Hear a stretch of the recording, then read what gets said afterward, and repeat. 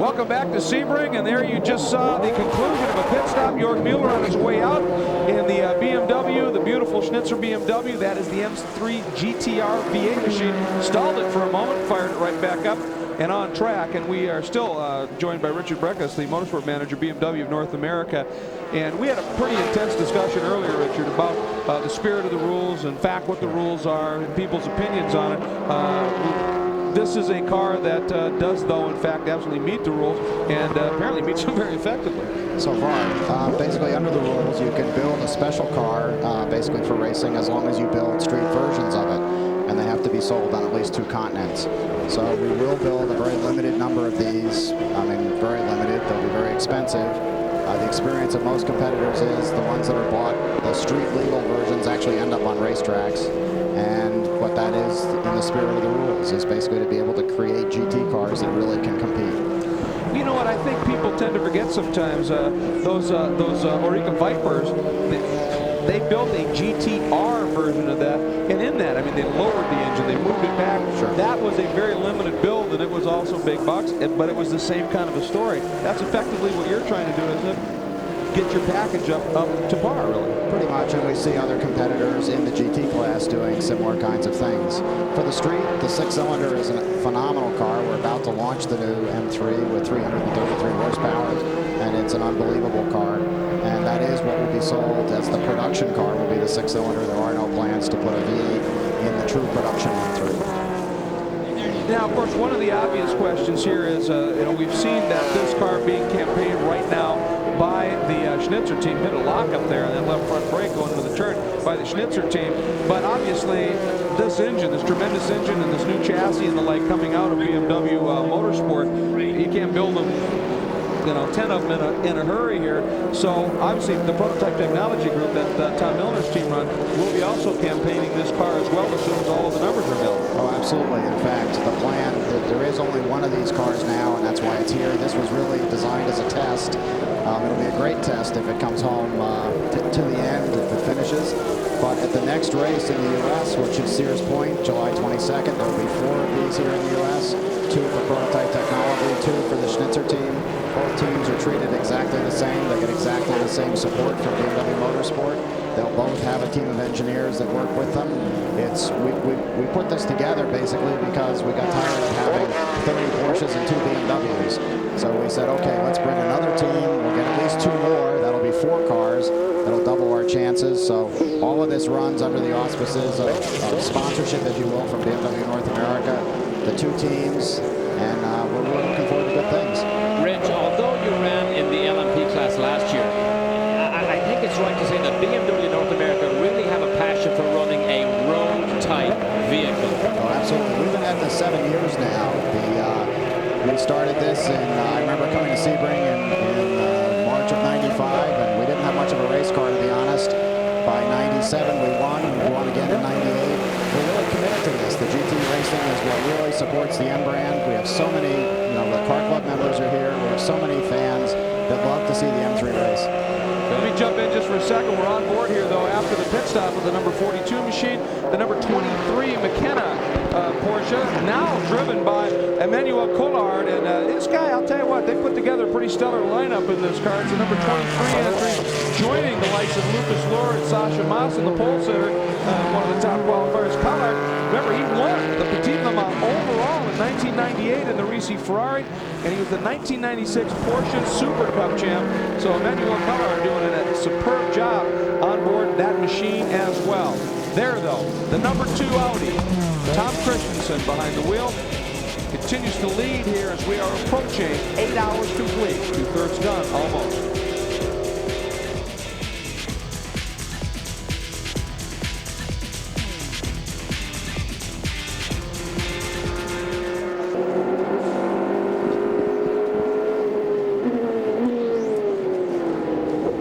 Welcome back to Sebring, folks, and that's why a mirror is a good thing here. Now that they have one, you can see the car that you just passed, reference it. That is number 1, currently being driven by Michele Alboreto. And Derek Daly, I understand we've been getting all of these great emails. You have one specific to a pit stop this car. I believe this will be fascinating to people because of the problems we watched with Stefan Johansson's car when the brake pads fell out. Bev Lynch, or Bevan and Hank Lynch, just sent us an email. Said, hey guys, great job, but while changing the rotors on the Audi of Alboreto, just towards the end, the two mechanics seemed to coordinate their final actions with a nod. Why is that? And aren't rotors changed independently? The answer is no, because of the pistons.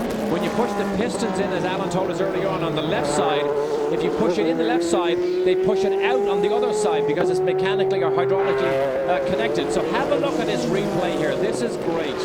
The Audi mechanics have now pushed the pads back, but watch them coordinate this. Look, mechanic on the right side looking over, look, nod, boom, final twist.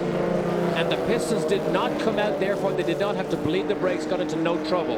Johansson didn't have that coordination right, and it cost them almost 5 laps by the time they fixed that and got their battery problem. So Bev, Lynch and Hank, thank you for being so observant. We're glad to bring that replay. It just shows you that practice makes perfect, right? Gotta love this interactive nature of this coverage. This is absolutely remarkable. Now, an even more interesting story perhaps is the one unfolding with the number 38 champion Audi, Calvin Fish, now back at patrol duty at pit lane. And Calvin, you've got an interesting story about brakes and the champion Audi. Well, we've seen the number 1 car change, and also 18. We would suspect that the champion car would have to also, but I just checked in with the crew. They don't believe they have to, because what they've done, they've really worked hard on the bias of the brakes. The front brakes really take a pounding here. We saw it with the Audis last year, so the crew knew that. They worked with the master cylinder size front to rear to try and adjust to take more pressure off the front, balance the car, and then set the car up around that. I then went to the number 2 crew. I said, you guys obviously need to change pads as well. They said, no, Tom Christensen's in the car. He's really easy on the brakes. Now, how is he able to go fast and still be easy on the brakes? Well, with the carbon brakes, they generate about 600 to 700 degrees centigrade, and the real key is in that last like 10, 20 feet of braking. If you can roll your foot off the brakes, it gives you more speed through apex, and you're not using the carbon brakes up. So Christensen subscribes to the theory, brakes just slow you down. Yeah, I mean, that's a very, very interesting technical report by Calvin, because you can also do the same lap time, and driver to driver, one will use a lot more fuel as well as a lot more brakes. Go down to Dave, who's in the Seline pit. Yeah, Franz Conrad is hopped in, Greg, and Terry Borchmiller gets out. They had talked about making a brake pad and or rotor change, and I don't think they're going to do it. I spoke with Mario Conrad, Franz's son, who said he wasn't sure that they needed it. However, Oliver Gavin seems to believe that it would be risky not to change at least the right front rotor and the pads there, but they're not doing it this time, and Franz hops into the car and will take it back out. Thanks, Dave. Although the question pops to mind, if you change one and not the other one, doesn't that talk about bias and braking? Now you're going bias side to side. That's got to be squirrely. I don't think you'd ever change one disc without changing the other. No. Can't believe it's one of those trick things you do with these sort of brakes. Yeah, but just to continue that thought on brakes and fuel, a driver who's hard on brakes is usually also uses more fuel than anything else. I remember we went to Daytona, and Ari Lyondike came and joined us for that particular race. He was terrible on fuel mileage at the start of practice. By the time the race got halfway through, he was better than we were, using less fuel and less brakes. And it's just, Derek, you know what it's like. It's a rhythm you get into where you don't stand the car on its nose at the end of the straight. You just sort of get nice and smooth. It's like when people say to you, these brakes won't last the distance. You don't use the brakes as much, but within 2 laps you're doing the same time as you were before. Well, also, don't they say that, I mean, I don't know about nowadays, but left foot breakers sometimes tend to be a little harder on brakes because they're on the brake while they're on the throttle. So that's fuel, that's brake as well. Absolutely, you're driving against the brakes, which somehow doesn't make sense. We saw Zacharias' Corvette out of fuel earlier on. We just had a quick email from Jason Saini. I hope that I pronounced that properly, Jason. What happens if a team runs out of fuel? Can they add fuel and return to the pits, or be towed in, or are they done for the day? This is the Le Mans rules, Derek. Yeah, you cannot refuel anywhere out the circuit. And I remember the very first time I came, it was 1971. None of you were listening, never were there, but 1971 with Joe Sivan in the 917. And Joe miscalculated, ran out of fuel on the backside of the circuit. He came back on a push bike or a motorbike, grabbed some Coke bottles full of petrol. I put them inside my overalls. We went out there sort of clutching one another with this fuel between us. We topped up our car. Inevitably, we got penalized. We still finished third, but we got penalized for it. These days, you'd be thrown away. Yeah, completely. And there is the machine that has been right in the midst of an intense battle in the GTS division. Still, as a matter of fact, out front and up to 5th overall.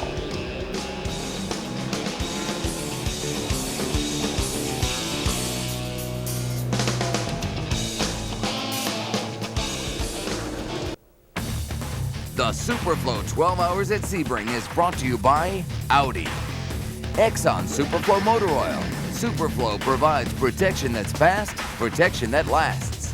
And Michelin, because so much is riding on your tires. Welcome back to Sebring, folks. We are past the 8-hour mark, past 2/3 of the way through this wonderful event. Here's our Exxon Superflow race reset. The leader right there, that Audi, number 2, Tom Christensen behind the wheel, led 41 of the 250 laps. Now, of course, if he hangs on and wins this one, he will win 3 Sebrings in a row. That is an amazing accomplishment. We've had 0 cautions, a huge story, I think, as well. 38 cars started, 15 cars are out at this point. But Tom Christensen, if he can do it, and he is, when he's free of traffic, he's doing some amazing stuff out there, Derek. You talked about the fact he turned a 149.6 lap not that long ago. Pole was a low 149, so he's within a half lap of pole. he is absolutely flying, is Tom Christensen. And you can see when we have these great going away shots that we give you here, you can actually see the tail begin to almost slide. The thing bounces over these turns or over these bumps, and it looks as if it's almost on the verge of control or out of control as he ducks into the pit lane. But this car gives the driver so much confidence that they can run these things on the ragged edge and still stay firmly confident that this thing is not going to get away from them. And as we watch, he makes the move down into pit lane. Christensen bringing that machine in. And I'll tell you what, we talked about the fact he could win 3 in a row. That would tie the all-time record here set by the great Belgian Olivier Jean de Bienne, 59, 60, 61. He won 3 on the trot. Christensen trying to do the same, and of course would be his 2nd time in Audi. Of course, he won his first one 2 years ago with the BMW here. Stays on board, obviously. They bring those tires out, but it's always a question as to whether or not they're really going to need to do anything. And we've seen them when it cools off. Even in the heat of Le Mans last year, they were able to sometimes triple stint some of these tires. And look at that, with the darkness here, look at that screen. You can see that that glow. That's the LCD readout, and they can program that. There's buttons they can change to get all sorts of information. You bring up an interesting point about when it gets cool. I remember when we ran the Jaguars at Le Mans, we had a tire that was very soft. You couldn't run it during the day because of the heat, but at nighttime when it got cold at Le Mans, we had a very soft tire that you put on just specifically for those nighttime hours. Absolutely. They probably won't be doing this here for a while, but we certainly at Le Mans, you do right, Derek. We go for a softer compound during the night. Talking about those lights, though, on the dash panel, they can be very distracting, and particularly those rev lights as they beat up to hit the final rev limit. They actually glare in your face quite strongly, and there's a driver that isn't very nice, so we always used to try and get them toned down with like a contrast. I'm sorry, go ahead. Sorry, just speaking of Le Mans, reminds me of the straight line here. We see 180 miles an hour. In the Jag, and now you've gone speeds like this, in the Jag in 1988, we went down the straight at Le Mans at 248 miles an hour in the daytime. At nighttime, we were doing 250. We were even faster at night. I mean, just a remarkable racing car. Was that pre or post chicane? That was pre-chicane. I hope it was pre-chicane. Absolutely. Now, one thing I'll tell you about Tom Christensen, we've talked about his ability. He's an amazing endurance racer, although he hasn't done many of them, but he's full-time for Audi this year. It's going to be his first full season, believe it or not, in sports cars. Tom, looking for your 3rd straight victory here at Sebring. You've won Le Mans twice, but really you're a bit of a rookie endurance racing. You haven't done that many endurance races. Whenever you do them, you win them. Yeah, so far it has been really good. Obviously, it helps to have good teammates and being running a good car like the Audi with preparation from the teams. Obviously that helps, but I mean, I'm really excited to do my first season in sports car racing, and so far this week it looks very good. Now this track here is very tough physically, isn't it? It's very tough physically, it's very tough for the cars, it's very bumpy, the 3 or 4 different surfaces, and you're constantly in traffic. You're passing 6 to 8 cars a lap from the other categories, so it's hard for both cars and drivers. Winding back your career, at one time it was thought you would head towards Formula One. I have no regrets. Last year I did 10,000 kilometers for Michelin, developing the Formula One tires towards this season. So I had a great taste of Formula One, obviously not in a Grand Prix, but now I'm with Audi, and I'm looking forward to a great future with them. That's my aim and hope. Well, seeing Tom Christensen's interview there, and you realise what a young talent he is, but when you look back at the history of Sebring, everybody has driven here that was great, from Fangio onwards, Moss, Ascari, you know, you name it. Everybody has driven here. Gurney Hill, everybody has raced here. Ferrari, I think the battles that Ferrari had here over the years, incredible. The history of the great drivers that have been to Sebring. It's such a special race to the Europeans particularly. Stories that are well and truly legend, obviously. The number 1 of Michele Alboreto coming down into pit lane, of course, sitting in the lead at that time following Christensen's stop, and it looks like Laurent Aiello is going to be getting back behind the wheel of that machine. Here comes Alboreto, stops. Oh, and he forgot to disconnect that radio. Let's go down to Calvin. Okay, it will be a driver change. As you can see, Laurent Aiello puts his seat pad in there. He's a little smaller in stature than Michele. And typically when you see the driver change here, they will normally go for new tires as well. They like to double stint the driver and the tires. Fuel is going in. Guns already in the back of the car. They're going to do the rear wheels first or loosen them off. Then they have a guy come around, put the wheels on. Then the guy goes to the front with the gun and vice versa. Everything looks routine. And this car has the fresh brakes on it, so this should be good to go the distance unless they have some problem that they're not expecting. And the number 2 car is still very much a question mark. They looked at the brakes on the pit stop last time with the number 2 car, gave it the thumbs up. They had a flashlight inside the wheel. The rule here is that the tire technician and the brake technicians are allowed to look at the car and inspect the car whilst the fuel is going in, but no work can be done. And the fueling is complete, wheels are on. Laurent Aiello fires it up and stalls it momentarily once again. There's a real problem with the software on this car to keep this car running. Small clutch, and he can't get it fired up again. And now he's gone. Lost about 10 seconds there. That's something they've struggled with all season long. Who gets it a bit squirrely there as he heads out, and we watch the number 2 machine of Christensen now back on point. There is the number 42. The BMW is in, Dave.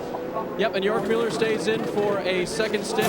Talk about well-known drivers over the years. Another BMW driver out there also staying in for his 3rd stint, by the way, is Stuckey. We just heard that over communication with their pits down here. But anyway, this is the GT leader. Last time they came in, they had a near-perfect stop, but they also have had problems getting off pit lane, stalling the car. You can hear he really revs it up. They've had that problem all day long. He stalled it twice last time. This time he gets out on the first try.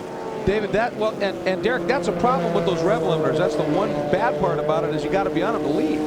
Yes, it is. But while Dave gave us that report, you see one of the headlights out here, but while Dave gave us that report, again you saw this coordination. The guy with the gun does not pull the safety pin out of the wheel nut. Somebody goes ahead of him, pulls the pin out. He comes then with the gun, takes the wheel nut off. When he puts it back on, another guy comes and puts the safety pin back in. Pure coordination to try and make these even 1 second a lap faster, or 1 second per pit stop faster. Well, if you're fairly new to watching American Le Mans type racing, keep in mind this is not like Formula One. We've got unlimited personnel allowed over the wall. You're allowed only so many people, so you maximize what they can do on the stop. Somebody will do 3 to 4 different tasks to try and set up and get that stop working. I wanted to go back quickly to what you said earlier, Derek, here about the great drivers that were here. We talked about Jean Demian and his 3 in a row. 3 other drivers, pretty good names as well, have won 3 here. Mario Andretti, Hans Stuck, we just talked about, and Phil Hill, of course. So some great drivers, and a very agitated Michele Alboreto, and we're hearing reports that, of course, what he's a little upset said about his pit lane speed problems. Calvin, what's up? Michele, what were the problems there? We saw you go out once you got in the car. You had to return to the pits. Then you had a stop-and-go penalty. Explain the whole procedure initially with why you had to come back in. I was very unlucky because they let me go away after my pit stop without the right mirror that I lost during the stint.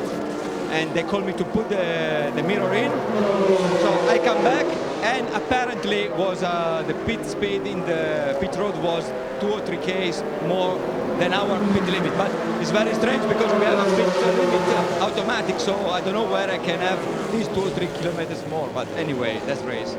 Very frustrating, I'm sure. Other than that, how is the car handling right now? You've got new pads and rotors on the car. Should this car be good to go to the checkered flag? No, car is very, very good. And before we discovered there was a puncture on the rear tires. That's why I was in the trouble before. But you know, this is race.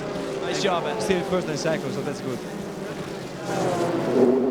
Alboreto, what an evergreen career he has. It's unbelievable. When Ferrari employed Alboreto, I believe it was the first Italian driver Ferrari had for years, because Ferrari stayed away from Italian drivers until Alboreto became available. They had 5 years, you know, at Ferrari. 5 years of Formula One driving. Finished second in the World Championship, never quite won it. A stellar career altogether, and now able to continue it at the top level in sports cars.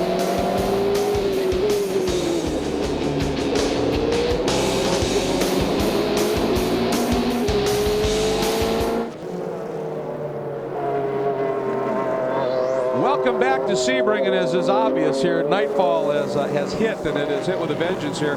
This is the leading GT3 machine, Lucas Luhr behind the wheel, and doing an absolutely stellar job. Of course, they've been duking it out, going back and forth, and it's a lead, same lap battle with the number 42 V8 BMW of Jörg Mueller, a minute 45 back, so almost a full lap down.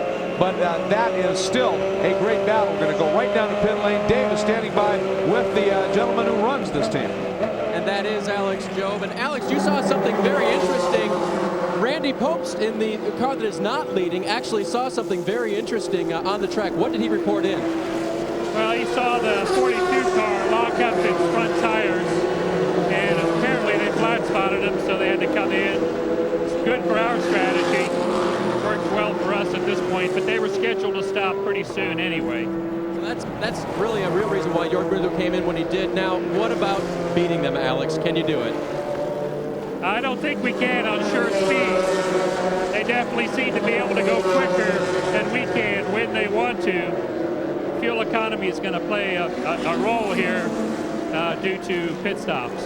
So we'll see how it unfolds. All right, that's right. His flat 6 911 RSR is running up against the V8. To expand a little bit on what he says about fuel economy, the Porsche 911 is able to run about 15 minutes more per fuel tank load than the BMW. So BMW are paying a bit of a price for that extra speed. The amazing thing is, though, as you look at these onboard pictures here, the light seems so poor from these Porsche 911s. And by the way, oh wow, did you see that whiz by? The reason they're yellow, it's not that it's French or European in any way. Yellow light is a stipulation for all the GT cars, just to try and give cars, you know, the cars at night that you know what it is, a GT car. One of the things that we're going to try and find an answer to is I've noticed that the BMWs now, at least in practice, now maybe they're allowed to do that in practice, but in the race, but the BMWs have been running much brighter white lights, as have the GT and GTS vets, of course, the Callaway and the other car, they have been experiencing problems. So I'm going to try and explore that a little bit here as to what the deal is. But again, that is an ACO rule. That is part of the rules, therefore, of the American Le Mans Series. And we'll be back to Sebring for the second round of that championship. And Speed Vision's live coverage right after this.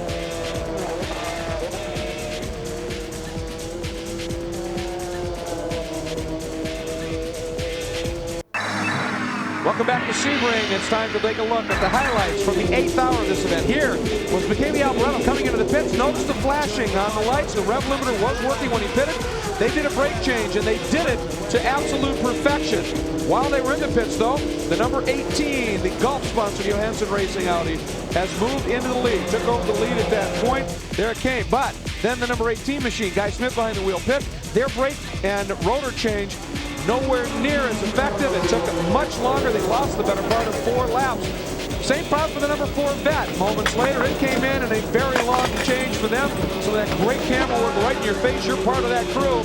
Meanwhile, the number 26 Seline moved into the lead in the class, but behind them they battled with the overall. The 2 Audis were duking it out as well. Seline led in GTS there. The Vet still up on the jack, struggling. Watch this move. Tom Christensen sets up and then goes by Alvaretto into turn 1, executed it to perfection.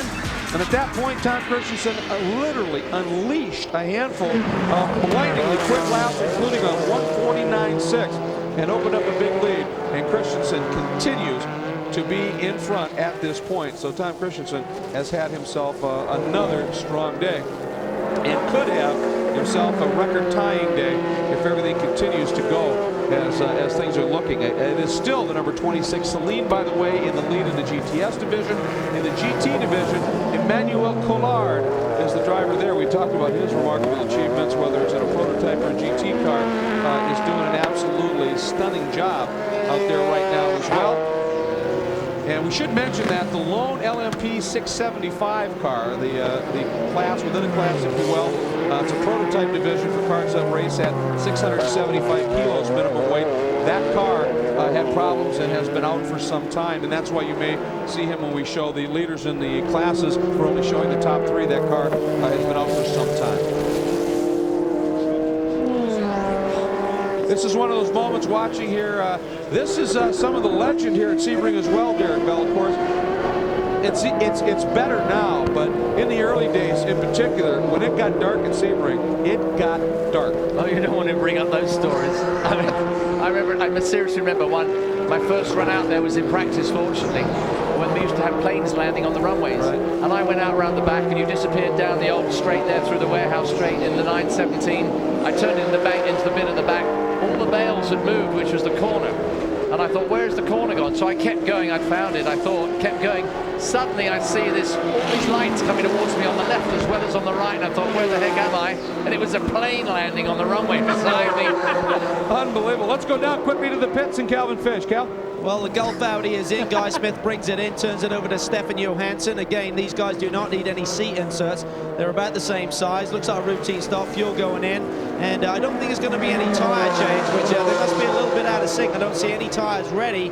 And normally when they're doing a driver change, they'll go ahead and change tyres, but they're not doing it here. So different strategy here for Mike Earl and the team. And they've got another experienced guy, Richard Owen, as their engineer, has a lot of experience. The fuel is in, and this is why you typically look at changing tyres, because the driver change will take longer than the fuel. So that's why they try and coordinate those two things the same. They're waiting on the drivers. They should get it fired up, and he'll be out of here. Of course, Calvin, this may be a measure of experience, too. You would think Stefan Johansson, with a used set of tires, with all the racing he's done in his career, could adapt pretty quickly to that. Boy, that car looks good, doesn't it? It's not starting, Something's guys. not right, yeah. Starting. Let's go back down to Calvin.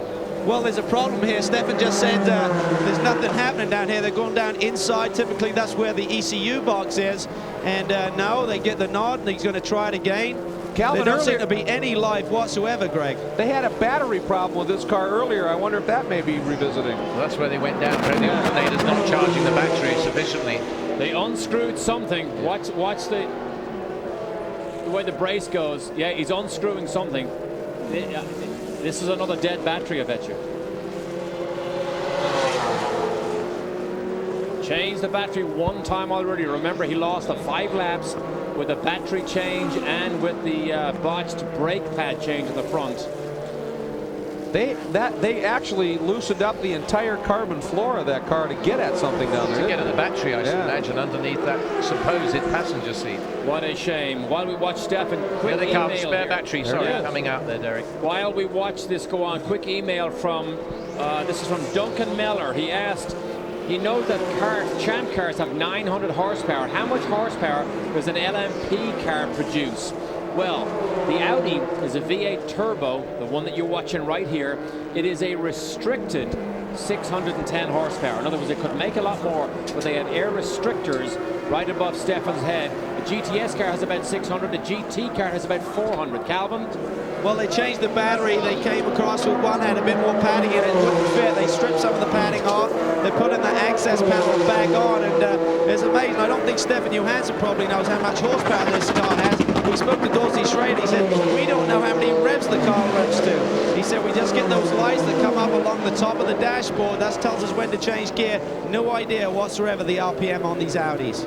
Interesting, we talked about the electronic box and all the electronics and how the engineers control that, and that programmable readout. You could probably program in what the revs are. I bet the Audi engineers have eliminated that little function. Absolutely, no, there's no doubt about that. Don't get rid of the drivers if they could. I remember Porsche saying the only part we can't control is the driver. And that's the most valuable part. Sounds like certain TV producers we know, folks. Boy, this stop continues for a while here, and it is a long. Now they've got, well, there was power that's there. It's, boy, that's interesting, isn't it? So it's struggling, continues in the pits here at Sebring.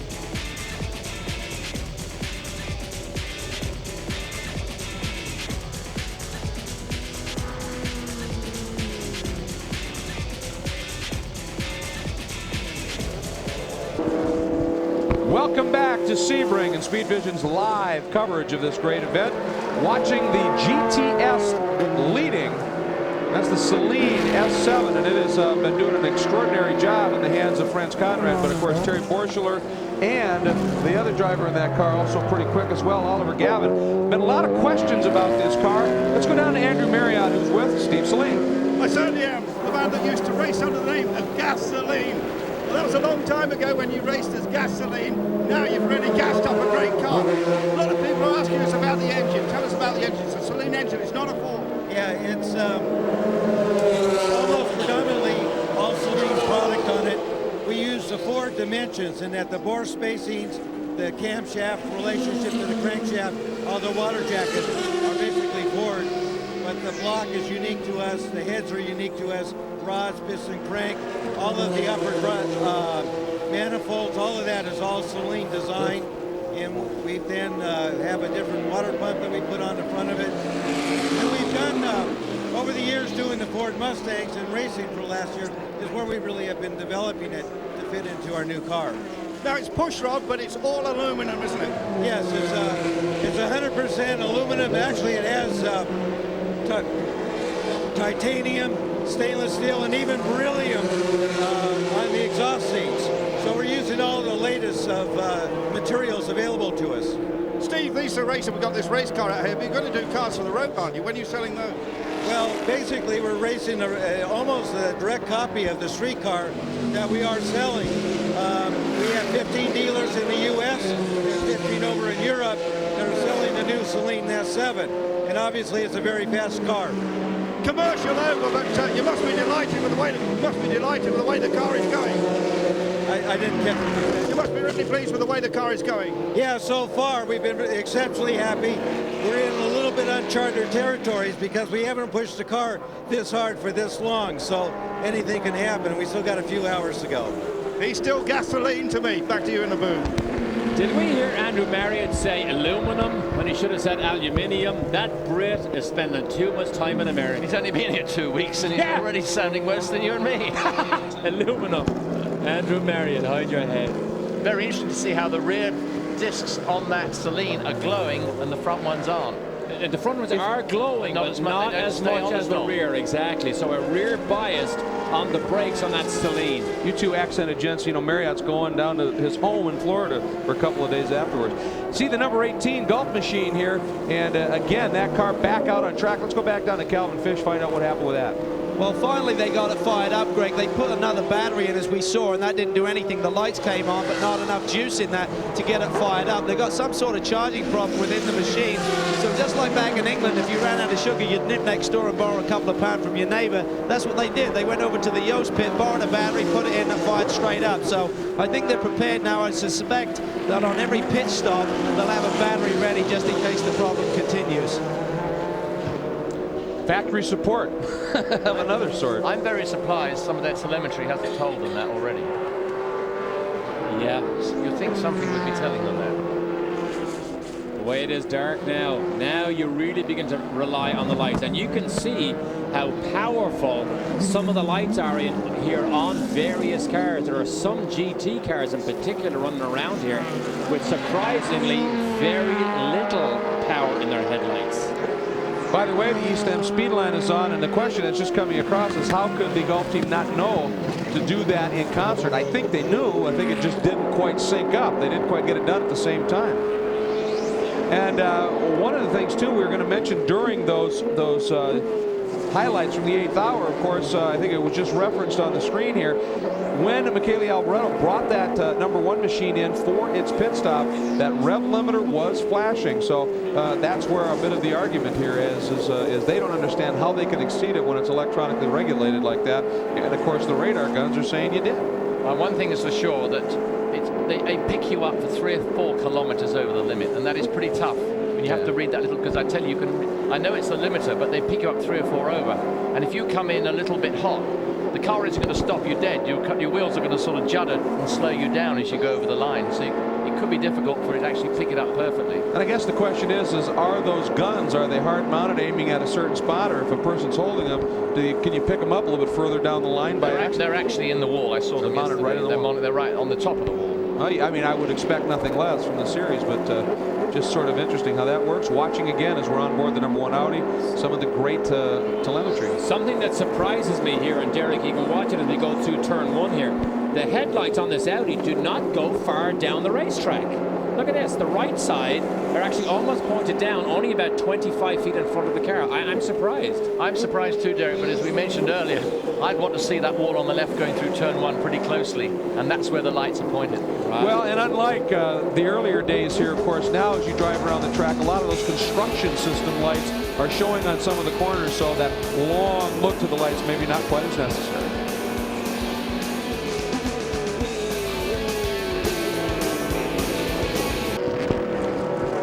Welcome back in the glare of lights here as the number 38, that's the champion Audi, just came out of the pits, made a stop, did change tires as a result. Even though Dorsey had only been in for a stint, we believe, they did change drivers. Ralph Kellner's now behind the wheel. That's what Calvin was talking about earlier. If you're going to have to change tires, might as well do the driver change at that point. And then if you can double stint, just do fuel. So Kellner's on board. There was a rumored possibility that even with all their pre-planning, they might be doing a brake change on it, but they elected not to at this point. And Kellner's is continuing on. That car continues to run in the 3rd spot, and it's got 5 laps over the number 18 Golf machine, so it's doing a nice job, although it's 3 laps behind the number 2nd place, number 1 Audi of Aiello, and another lap even behind Christensen in the number 2 machine at this point. So nonetheless, doing a nice job now, I believe, on board with the Vet that is in the midst of that great battle in the GT division. This is the number 3 Vet, a little bit further back in that, though. Interesting on the Corvette here, you can clearly see they don't use spread headlights, they use pencil pointers which go straight out. A lot of the teams use spreads, which opens up the light to a bigger, wider area, but doesn't go as far down the road. But a great picture on board of 5 different headlight pointing positions on that Corvette. And I wanted to watch here. There is the 38 machine, and the Vet behind it is a GT division car. And if it's running those clear lights and not the yellow lights, I think that's kind of an interesting deal. It certainly seems to be perhaps the case. Meanwhile, the number 38 blending down into the final turn, Sunset Bend, up and around, and onto the front straight one more time. By the way, we've been doing all the emails, and I've noticed, folks, that the emails are getting handed to Derek when it's a technical issue, a driver issue, what's it like. I just got one, and it's what does a blue flag mean? Well, we're into my area of expertise. It's technically, it means check your mirrors, but generally it means it's an overtaking flag. Somebody faster coming up behind you, so please be aware of it. And you see those corner workers throwing it. Now, the problem at night, of course, is it's difficult to see those in certain areas, which makes things all the more dicey at this point. Let's go down to the pits. Calvin Fish. Cal? Quick update on the number 38 Audi, the champion Audi. I just spoke to the crew. They had a very close look at those brakes during the last stop. We thought that they were possibly going to change them. I just spoke to the team manager, and he says they look okay. It's going to be close, but what we're looking at is the fact that we cannot just change the pads. There's an extreme shortage on the long-distance materials. We have some sprint pads we could throw in there, but the car would pull one way or the other if we did that. So if we have to change, we have to do the whole kit and caboodle, pads and rotors. Andrew Marriott?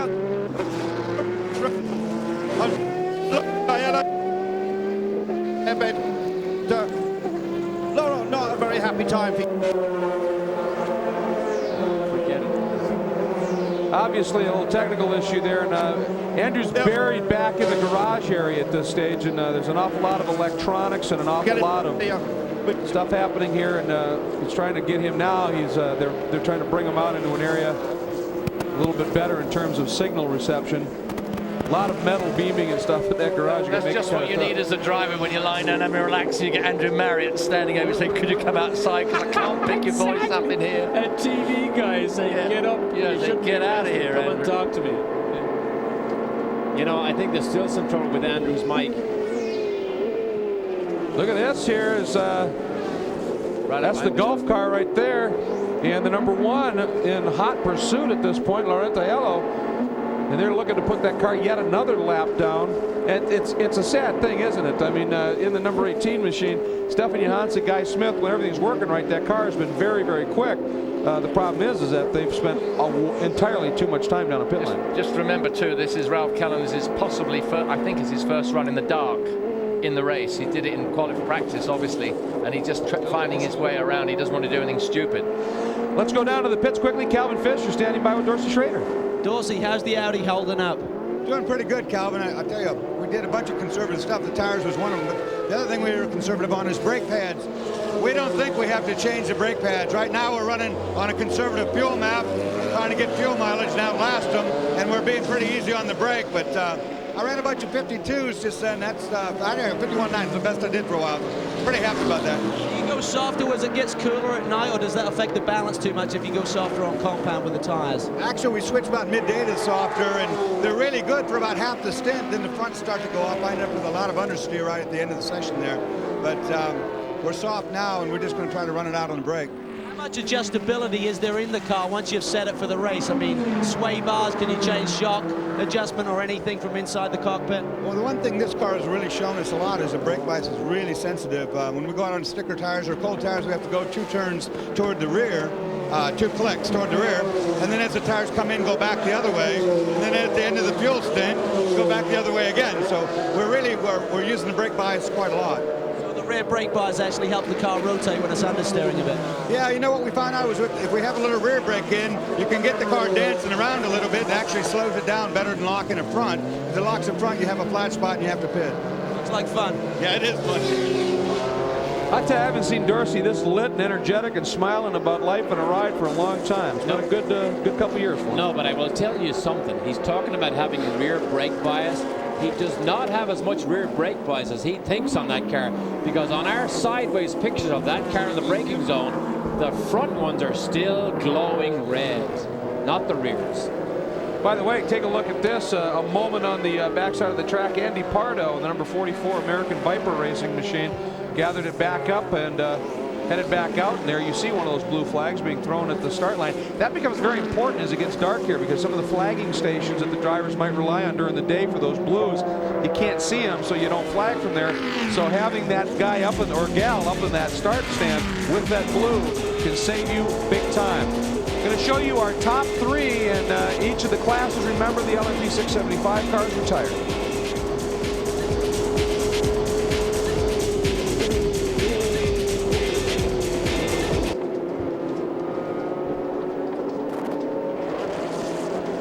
Welcome back to Sebring, everybody, on board with the number 1 Audi. You know, when it comes to safety and technology, the American Le Mans Series cars are among the most technologically sophisticated and safest cars in the world. So we have teamed with Michelin to bring you the Michelin Safety and Technology feature, a new segment we'll present on each broadcast this season. Inside about tires and more, here's Dave Burns. And this week we're coming to you from Audi Sport Team Yost, where, believe it or not, they've taken the R8 and they've made it even better. Emanuele, show us some of the things they've done to the cockpit to make it better for you to drive. Yeah, well, last year, you know, it was the first time they built this car, and some of the switches were not in the most optimum position. This year we tried to optimize everything to make sure that we never have to take off an end during driving.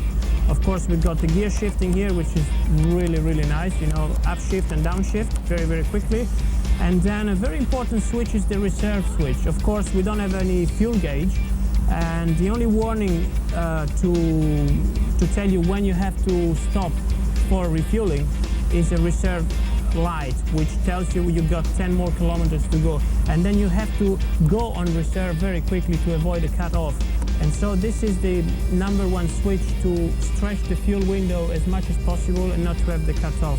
And this is a safe switch that you cannot touch it by mistake, because if it's on reserve already, the warning will be no fuel, and then you're gonna stop on the circuit. And this is really quick when you drive. Wherever you are, you have a light on the dashboard, and off you go on reserve. And a little gadget as well, because Audi really want to make our life very comfortable and very easy.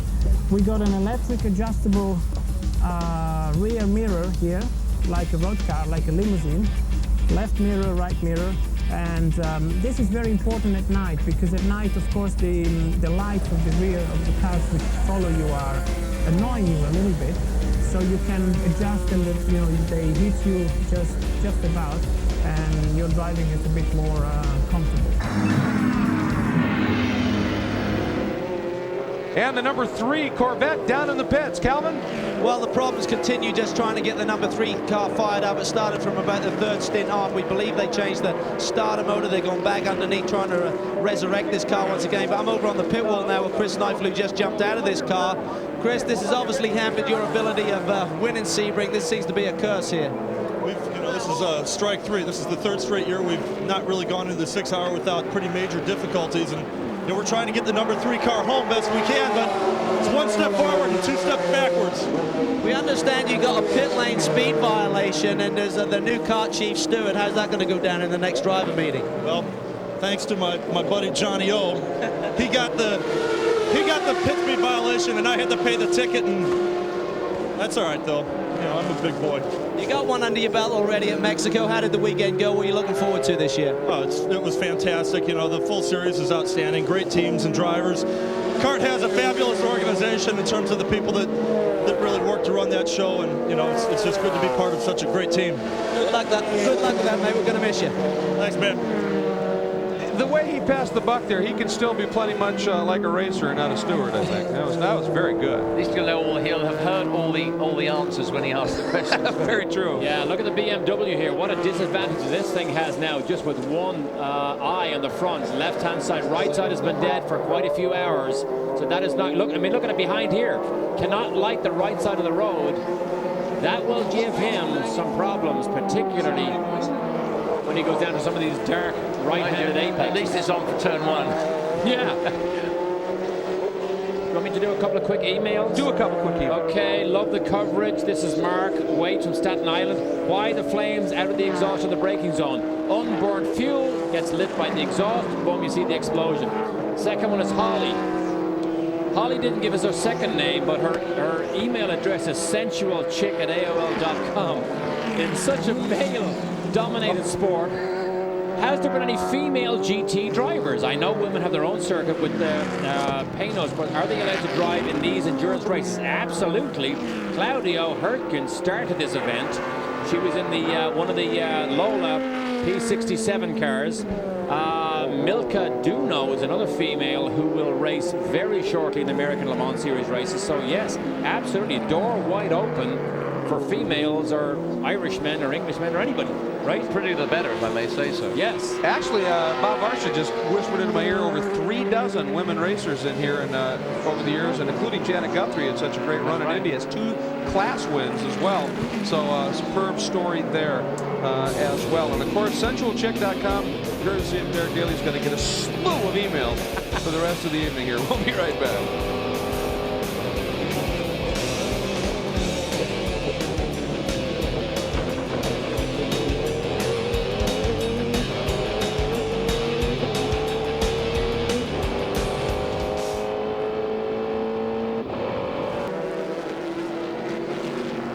Welcome back to Sebring, everybody. The 49th annual Exxon Superflow 12 Hours of Sebring. You're watching your leader, Tom Christensen. Is he on the way to that record-tying 3 in a row? Well, it's going to be an interesting few hours to wrap it up. But of course, there was another driver, not 3 in a row, but he did put up 2 in a row, and the first of those came in 1990. Again, Sam Posey took some time to look back at the 1990 running of the 12 Hours. 1990, 49 cars took the green in one of Sebring's most competitive races ever.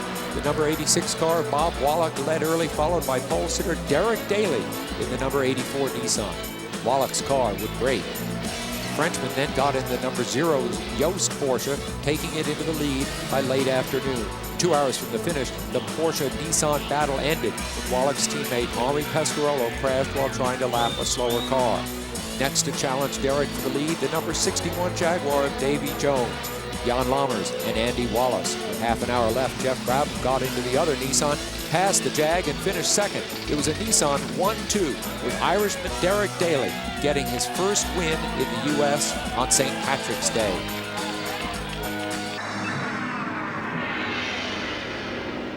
Not a bad way to have your first race here. I didn't know you were so good. That was by far the best way to celebrate St. Patrick's Day in 1990. Actually, I was fortunate. Nissan was the Audi team of the 90s. I mean, we had everybody covered. So it was great to be part of that team. And actually, I finished first and second in that race because I drove the other car also during the event. So that was one of the unusual events where you're credited with first and second. And then, of course, won the year after. So I have very good memories of St. Patrick's Day here at Sebring. I'm sure you do. Over and out for you then. I do indeed. You have very good memories of every St. Patrick's Day. Calvin, in that year, by the way, finished 6th and 1 GTO. So the Speed Vision announced team acquitting themselves quite well here of the group. So actually, just a phenomenal run. Obviously, those races in that era were absolutely spectacular. And again, I mean, followed up by some tremendous runs with the Nissans versus the Toyotas. I mean, it was a great era. It really was a great era of factory involvement. And remember what Don Paynos told us earlier on. He really wants the factories involved, but he specifically wants the factories to make their cars available to the private team. That's what we have here.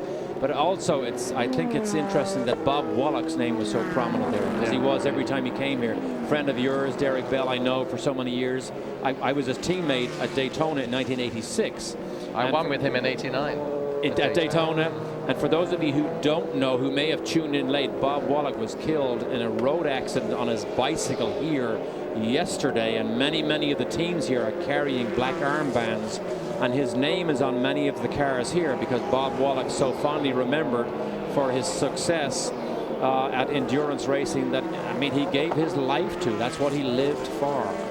And he would have loved the fact that as we are going into the wee hours of the evening here, we've got a very good race, couple cars on the same lap, and one of them now, our leader, Tom Christensen, coming into the pits. Now, I believe he's at the end of his second stint, so we may be seeing a driver change here. We'll keep an eye on that, obviously, as he comes in.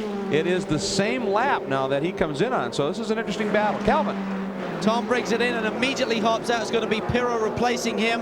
He actually has a seat insert going in the car right now, and we expect tire change as well. Now, this car is marginal on brakes. We talked about the fact that the one car had to change brake pads and rotors, also the Golf car, and they believe that this car should be a little bit better, but it's going to be touch and go. Remember, the last hour here last year cost one of the Audis the win. The McNish Capello car really had a long pedal towards the end of the race, so they're really taking a bit of a gamble, but I don't think they can afford to give up the lap or so that it's going to take to really change those pads. So Pirro's in, he's bolted in, fueling is done, and we look like we're going to have a lead change out on the racetrack as the team goes to work and completes the process. New tires going on.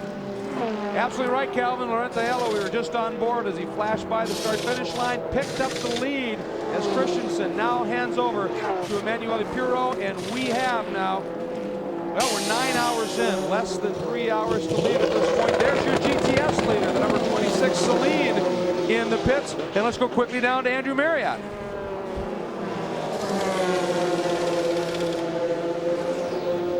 And apparently a problem there. Oliver Gavin is, looks like he's remaining on board, even though they're doing the tires. He's going to stay put.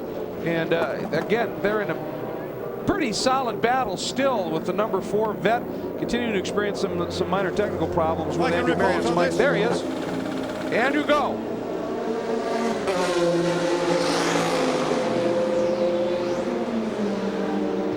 Well, apparently those problems continue. It's a fairly intermediate or intermittent, I should say, the problems we're having here. Nonetheless, the car continues to be up on the air jacks. They continue to work on it. Oliver Gavin stays on board.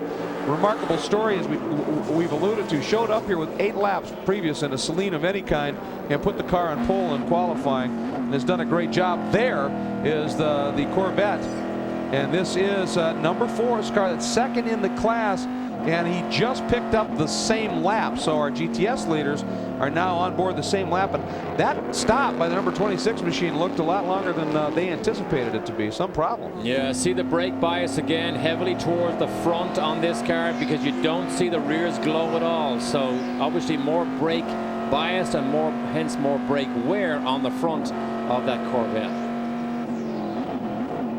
The ideal is to have both of them glow at the same time. But actually, as you watch the cars go around the corners here, there are certain corners, Derek, that you just tap the brakes, certain ones that you stand on it hard, and that obviously alters the amount of glow on the front of those rear discs. Absolutely, and they've still got the problem. He's gone at last. This is a very tricky time for the drivers. There's less than 3 hours to go, and in that time you've been drained. You know, you're down. All you're doing is drinking. You haven't been able to eat anything. It's very tough out there, very hot, and you're getting very drained. Obviously, the stop complete at this point. And on that telemetry, if you're joining us late, keep in mind when it shows that acceleration, that's not throttle position, that's the loads. It's like being pushed back in the seat. And it's interesting. The faster the car goes, the more it diminishes. It's interesting to watch. Well, ladies and gentlemen, thanks so much. That's going to wrap it up for us here. We're going to be turning it back over to Bob Varsha, Jeremy Dale to take you home here and finish this 49th annual Exxon Superflow. It's been a treat. Derek Bell stepped in, and you were supposed to be gone about an hour or so ago. And thanks so much for staying even a little bit longer. It's been wonderful. Derek Daly, it's time to go celebrate even more for St. Paddy's Day. Happy St. Patrick's Day to every Irishman and Irish descendant out there. There's plenty of them. 40 billion. Good for you, Derek. And some of us enjoy it too. Yeah, we enjoy it. Yes, you do. All right, folks. That's going to wrap it up. When we come back, as I said, it's going to be Bob Varsha, Jeremy Dale here in the booth. There are your 3 leaders. Thanks so much. See you later.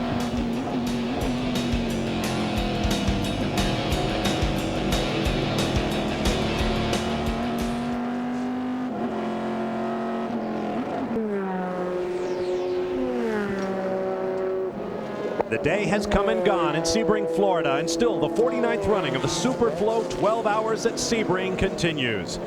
Welcome back, everyone. I'm Bob Varsha, back on the microphone with Jeremy Dale. Andrew Marriott is in the pit lane with Calvin Fish, and we have just under 3 hours to go. Keep in mind, the bulk of the American Le Mans Series schedule is made up of 2-hour, 45-minute sprint races for these cars. They have more than that remaining here at Sebring after 9 hours of driving hard over this tortuous race course. Well, Bob, the bulk of the schedule may be 2 hours and 45 minutes, but actually, that's in terms of the races. But in the time spent on the racetrack, it is spent here at Sebring. And of course, many of these competitors will go and run at the 24 Hours of Le Mans as well. Look at Stefan Johansson and his Gulf liveried Audi R8, currently shown in 4th place behind Laurent Aiello and Emanuele Pirot in the 2 Infineon R8s, the 2 factory cars. Ralph Kellners is at the wheel of the champion R8. So it's Audis 1, 2, 3, and 4, and that's the way it's been all day here at Sebring. And I think that this plan that Audi came up with to provide customer cars whilst running their factory cars is being executed perfectly. They put these cars in the hands of very capable teams. And of course, with the 2 factory cars running 1, 2, the 2 customer cars are exactly where the Audi factory would want them in 3rd and 4th. And of course, if one of the Audi factory cars does run into problems and falls out of this race, it will still be an Audi sweep. So the plan is working perfectly. Well, that shot gave you a good idea of just how powerful the headlights are on these cars. Johansson continues to make his way around, a 2-time winner at Sebring, both in the 80s and in the 90s. We talked to Stefan to reflect on his first win here in '84. Well, to make a long story short, we got delayed. It was almost like this movie, Planes, Trains, and Automobiles. You know, everything went wrong on this trip, and we ended up arriving at Sebring on Saturday morning of the race, having left Germany, well, meaning to leave Germany on the Tuesday prior. So anyway, we arrived there. I've never seen the track, never driven the car or anything. No time to practice. And I don't think we even got signed in. We just got thrown in the car for the race. And I got out in the third stint. And you know, I knew it was a sort of left-hand kink after the pits, but after that I had no idea which way the track went. And cars passing me left, right and center. I was all over the place the first stint. And then Hans eventually sort of talked me through a little bit how to drive this car, because it was a very particular car to drive. And eventually I got the hang of it. So by my second stint I was doing the same lap times as the leaders. And from then on we just started to pick up a lot of speed, both Hans and myself. And it ended up with me staying in the car for the last 5 hours, and we actually, with about an hour to go, we actually took the lead and won the race. So it was really, truly a great race. That was Stefan Johansson, who won the race with Hans Heyer and Mauricio de Nerves in a Porsche 935 back in 1984. He also won driving a Ferrari 333 SP in 1997. Let's get down to the pit lane and Calvin Fish. We just had a pit stop by the lead Audi. The number 1 car actually cost them the lead. The number 2 car will have taken the lead on course with that pit stop.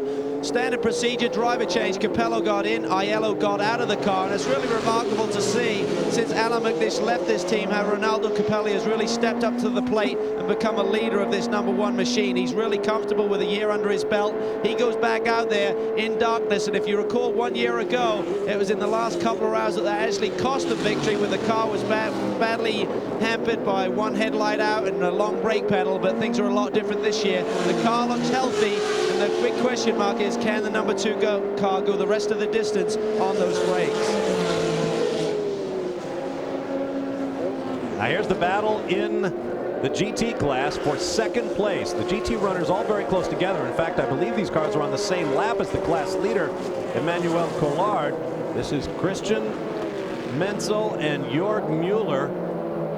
The yellow headlights are the Porsche 911 GT3 RS from the Alex Job team. And right there, you get a good look of the blue and white BMW. Now, these teams have been going at it like this all day long. The BMW seems to have it on speed. The Porsche has the advantage on fuel mileage, so the Porsche will take the lead on the stops. The BMW will then catch him, stop again. The Porsche will take the lead, and so on. Well, and it's been that way, as you say, Bob, from the very beginning. The BMW, which, keep in mind, this car is brand new. This is the debut event for this particular V8-powered M3.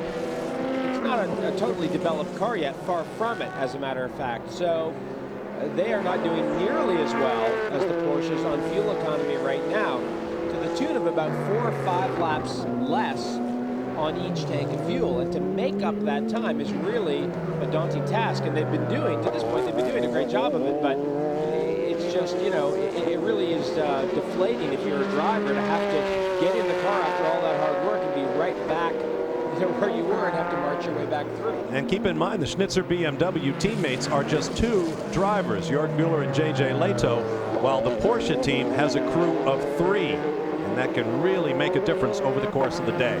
Down in the pit lane, Calvin Fish is standing by with a man hoping to make history with his 3rd straight overall win. Calvin? Tom, you're looking for that 3rd win here, and you put in some tremendous laps during that stint, almost as quick as the pole position time. What's your strategy here in the last bit of the race? Just to go flat out. That's it. The only worry is the wearing on the brakes. There's still 3 hours to go. We are in the lead again, which is good, but still there's 3 hours and they will be very hard. Way to go! But if you do make it to victory lane this week, Tom, I don't want to talk about that. Are you going to be a bit easier on the gas pedal with the boss on the back end of the car? I don't want to say anything. It's going to bite me. I just want to do my best, and I'm really happy so far. There's still 3 hours to go. So everything's crossed. Good luck, mate. Thanks very much. That's Tom Christensen. Obviously, he's a little bit superstitious. Now, here's what Calvin was talking about. Well, this was at Texas when they won. Watch right here. He's going to drop the clutch, and with all these guys on the car. And the guy in the black jacket is his team boss.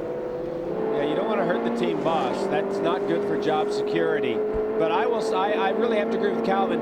Tom Christensen has put in a serious performance here at Sebring and has really, made quite a statement here with those laps that were very close to qualifying pace.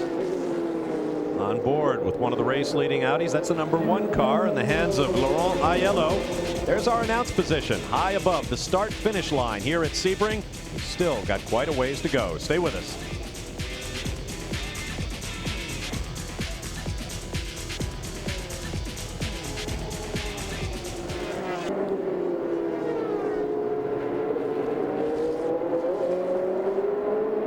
Welcome back to the darkness at Sebring as Laurent Aiello in his Audi R8 flashes past the second place GT machine, number 23, Porsche 911. This has been an amazing race, a tremendous pace from the very beginning, and we have been without a full course caution. Now that used to happen often in the early days of the Sebring race, mainly because there was so much runoff on what was then a 5.2-mile race course. If the car broke and flew off the racetrack, you just left it there and it was no danger to anyone else. But more recently, it's been since 1994 since we last went through a 12-hour race here at Sebring without a full course caution. Now let's all touch wood. We've still got about 2 hours and 44 minutes to go. On board with the Corvette now, and you see the difference between the white and the yellow headlight gels. And there's turn one, very, very blind. In on the wall, out to the exit. This telemetry is great. We don't know exactly the numbers in terms of those acceleration forces at the bottom. Those are longitudinal acceleration forces, G-forces in acceleration right there, the green bar on the lower left and the lower right being braking forces. We don't know, those aren't scaled, but just to give you an idea, generally speaking, most of these race cars will brake at or above, a car like this with not a lot of downforce, at or around 1.5 to 2 Gs in braking force going forward. Not quite as much acceleration force, but in terms of braking force, that's about where we're at. Once again, the acceleration number at the lower left, the green line, is not throttle position. It's the rate of acceleration. Same for the braking on the right. On board the number 66 Porsche 911. Kevin Buckler behind the wheel, running 21st overall.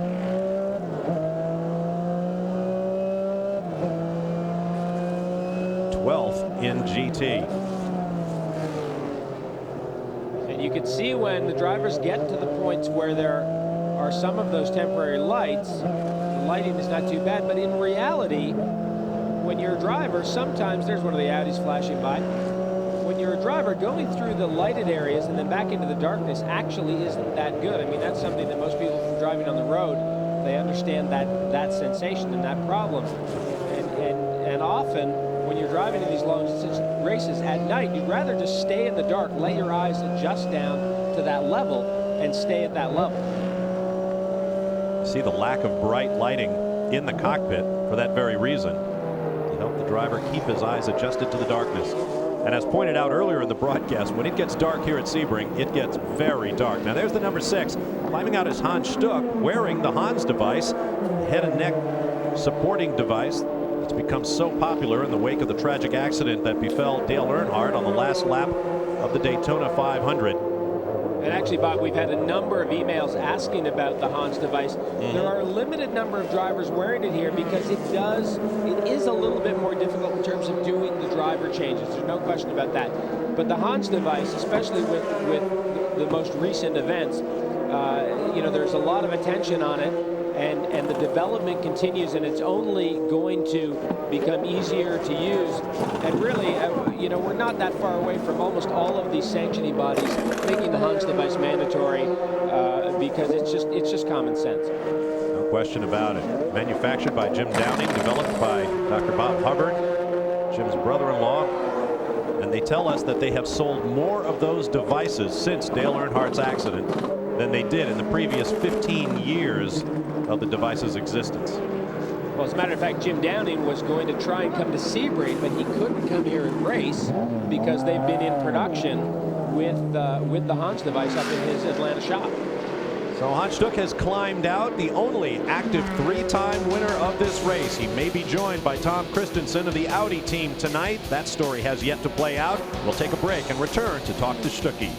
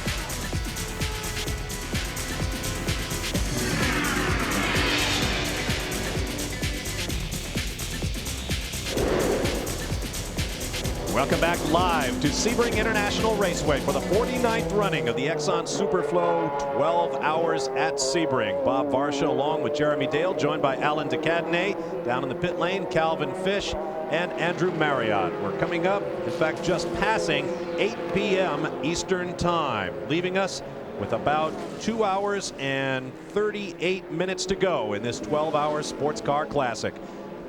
The attendance numbers total 170,000 admissions over the 4 days of this weekend event, and that is an all-time high for one of the world's most popular sports car events. Let's get down to the pit lane and Andrew Marriott. Yeah, well, Hans Stuck first won this race 21 years ago. Hans Stuck, yes, you first won the race 26 years ago. You won it twice more. What about this year? Yeah, I mean, you see it, 26 years paid a roll, you know, here is nothing in here enough anymore, but still it doesn't mean long distance race, still enjoy very much, especially as a BMW driver. I've got a very good car to do it, and as we still have the old car here with the straight 6 engine, we just need to do points. As we finished third in Texas, we want to shuffle points, and from July, with a new engine, we're back in the hunt. Back in the hunt. How is Hans Stuck getting on with the Hanford device, with the Hans device? I think this is a very good thing. I think it makes no sense not to use it. As soon as in the car, you forget about it. We're protected for side accidents, for the back, but not for frontal ones. And I wish Dale Earnhardt would have had it. Maybe would have had survived. I'm happy I have it. And also John Gosling is happy too. Very good. Okay, then, well, Hans Stuck, he's always a great interview, isn't he, guys? No question about it. John Gorsline, by the way, is Hans' insurance agent, so that keeps all the insurers quite happy. But as I said before, it makes perfect sense, and I really think it's only a matter of time before just about every form of professional racing requires a device like the Hans device. Don't forget, you can email us live here on our Speed Vision broadcast. Just dial us up at Sebring at speedvision.com or get on speedvision.com, our webpage, and click on the link. We've had just literally thousands of terrific emails. We appreciate every single one of them. You made a very good point there, Hans. Why not wear it? I mean, someone's taken the trouble to invent this thing which might save your life. You'd be foolish not to give it a whirl. Try it out. When it saves your life, you'll be glad you had it on. Absolutely. There's the number 42 BMW. That car currently shown 9th overall and now 2nd in GT. The car just behind is the number 22 Porsche in the hands of Christian Menzel. A great GT battle, and just ahead, about half a minute up the road, is Emmanuel Collard in the class leading McKenna Porsche from Alex Job Racing. At the bottom of your screen, you're watching our eSlam speed line. You send us a particularly good email, put it on. Of course, that doesn't mean suck up. Just make an interesting point. That was an interesting point that went by underneath there, that Sebring would not be the same if it was all smoothed out. Well, that's true, isn't it? Make it like a pool table, it wouldn't be the same thing at all, would it? We had an email earlier in the day, a viewer asking, did they make it that bumpy deliberately just to increase the challenge? Well, I thought that was really a valid question. Did they make it that bumpy to increase the challenge of an endurance race and getting to the end? And I believe Calvin is there with the Johansson car. Well, Steffens brought it in. They looked like they were going to actually do a driver change. I just spoke to the team. They said, yes, the boys are starting to get a little tired, so they thought he just maybe on a single, but he says he's okay. Talking to Mike Earl, there with hand signals and on the radio. The big question mark for this car, of course, is will it be able to fire up? They've had battery problems since that brake pad change earlier in the race, and that's just a question mark. Until they actually hit the switch and try and relight this engine, they have no clue as to whether they're going to have a problem with it. Take a look into that cockpit, and you see that black spar right next to Stefan Johansson's shoulder. That's a very distinctive feature of the cockpit of these Audis, put there to give the structure, to give the car, the chassis, the monocoque, extra rigidity and provide an extra measure of driver safety. Now there's the number 42 that's been brought in from second place in GT. This is an example of what we were talking about earlier. The new 4-liter V8 Schnitzer BMW is a bit quicker than the 3.6-liter flat six Porsche 911s, but it does use more fuel. We have a bit of a drag race to the end of the pit lane with one of the Vipers. Those privateer Vipers have had an absolutely fraught day. So many difficulties, but they're still out there slugging, because the Sebring 12 Hours continues. We'll be back live.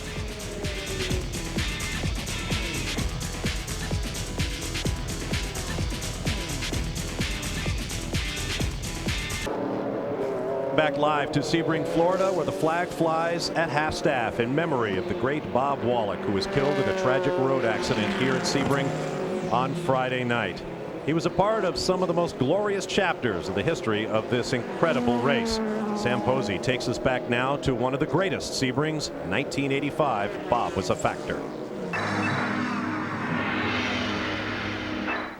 1985, only 27 of the original 74 starters would be running at the finish.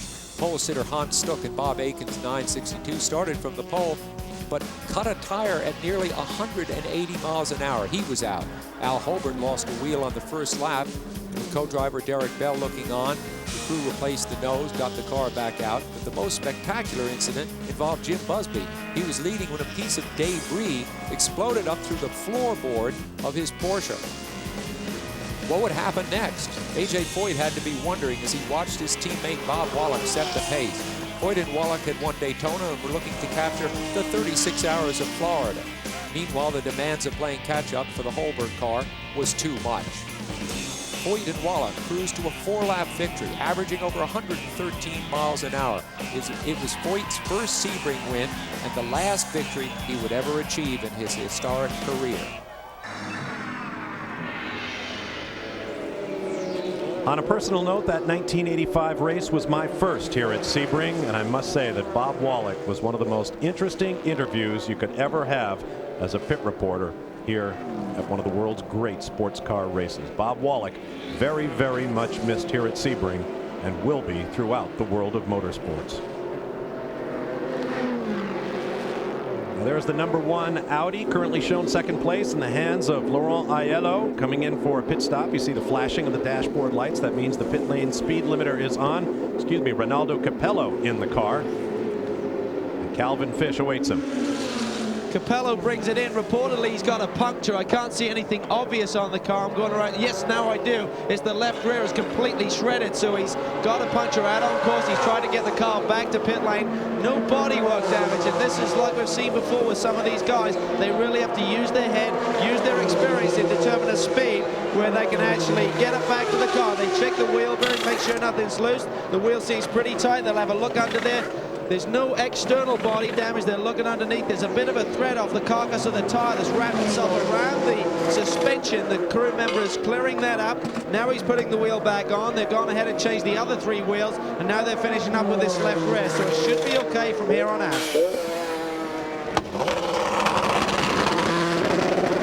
Well, guys, that just underscores the strength of these cars, because you can see that tire was quite shredded. And on most race cars, that really would have done a lot of damage to the bodywork. But on these Audis, which are built just so strong, it's not hurt the car.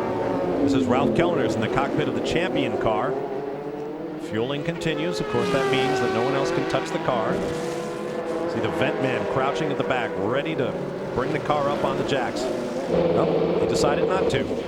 Just going back to those tires, you know, those radial tires, of course, with the way the carcasses are constructed, are a lot tougher and less likely to fly apart and flail quite as badly as the old cross plies, but of course it can still happen.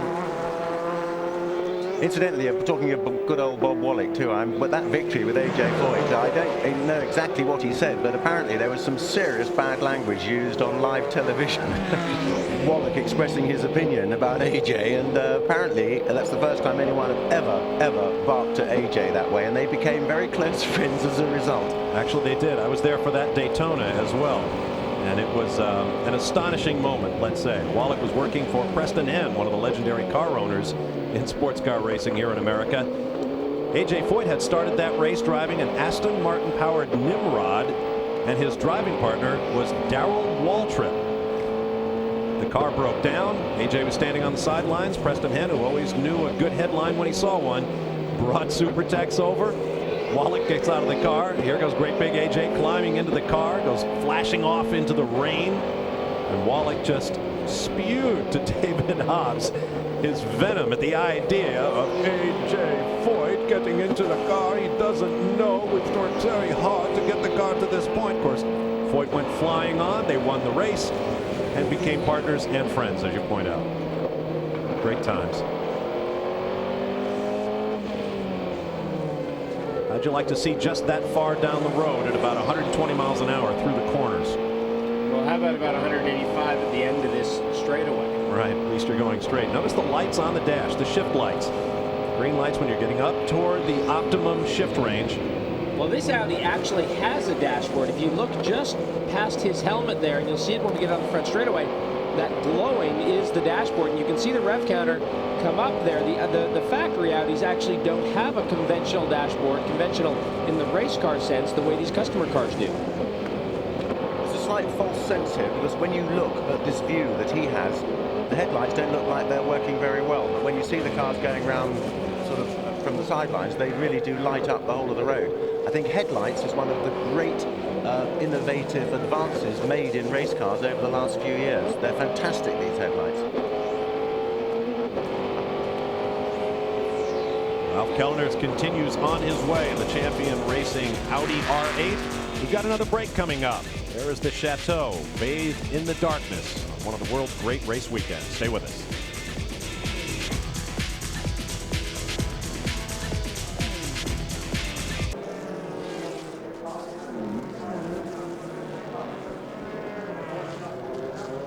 We're back live at Sebring, and we have more drama. Quickly to the pit lane and Calvin Fish. Well, the leader is in, Bob, the number 2 machine driven by Pirro. I think that misfire that they had earlier in the race has reoccurred, but this time they've gone to the right side. Essentially what they do is change all 4 spark plug wires on the right side of the engine. They went to the left side earlier in the race, changed the ECU box as well. They did the same thing internally in the cockpit, and this time it's a little bit more troublesome. He's struggling there to get everything tightened back up on the right-hand side, and it seems as though one of them is not connecting.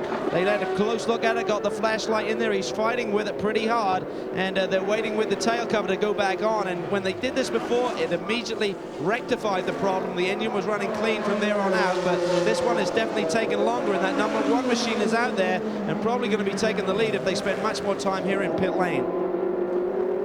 Well, Calvin, the number 1 car now is flashing across the start-finish line. It is now on the same lap as the number 2 car, so the number 1 car has unlapped itself, but has not yet taken the lead. He stalled it. Laurent Aiello at the controls of the number 1 machine. Oh, excuse me, Ronaldo Capello. I'm just bound and determined to get Aiello into that car, by God. He'll be there sooner or later. As you see Pirro now making his way back out. He must be feeling just a bit jinxed, having been in the car each time that misfire cropped up.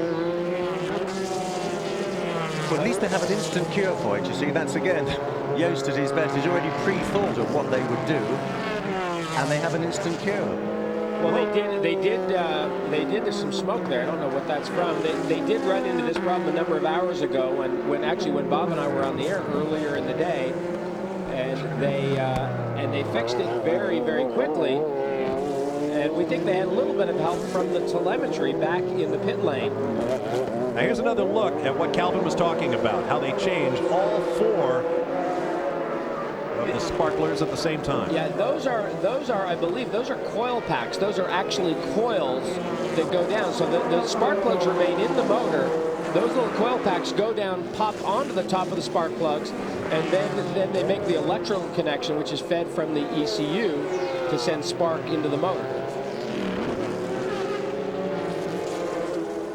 And they struggled just that little bit with one of them. So if one of those coils gives up, that will create a misfire. Of course, there's about 1,000 things on this car that could create a misfire. I was wondering maybe if he stripped one of the connections. You see him working really hard with that tool to get the thing fastened on. I wonder if maybe he cross-threaded something. They're pretty cool there, aren't they? I mean, that's the wonderful thing about watching trained guys at work like this. And this guy is no spring chicken, obviously. He has done this countless times before. That's where you want the steady hand and the cool head.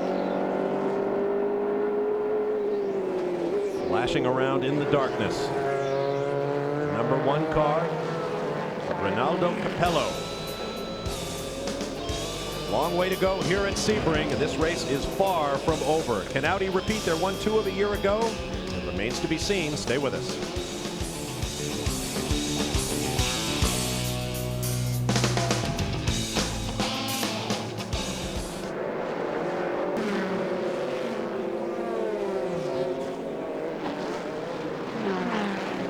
Back live and out of the glare of the onrushing headlights comes the number 18 Audi R8 in the hands of Stefan Johansson, who will campaign this car in the European formula of the American Le Mans Series this year. Johansson, of course, is a proven commodity. This weekend, he debuts his new Audi in familiar livery.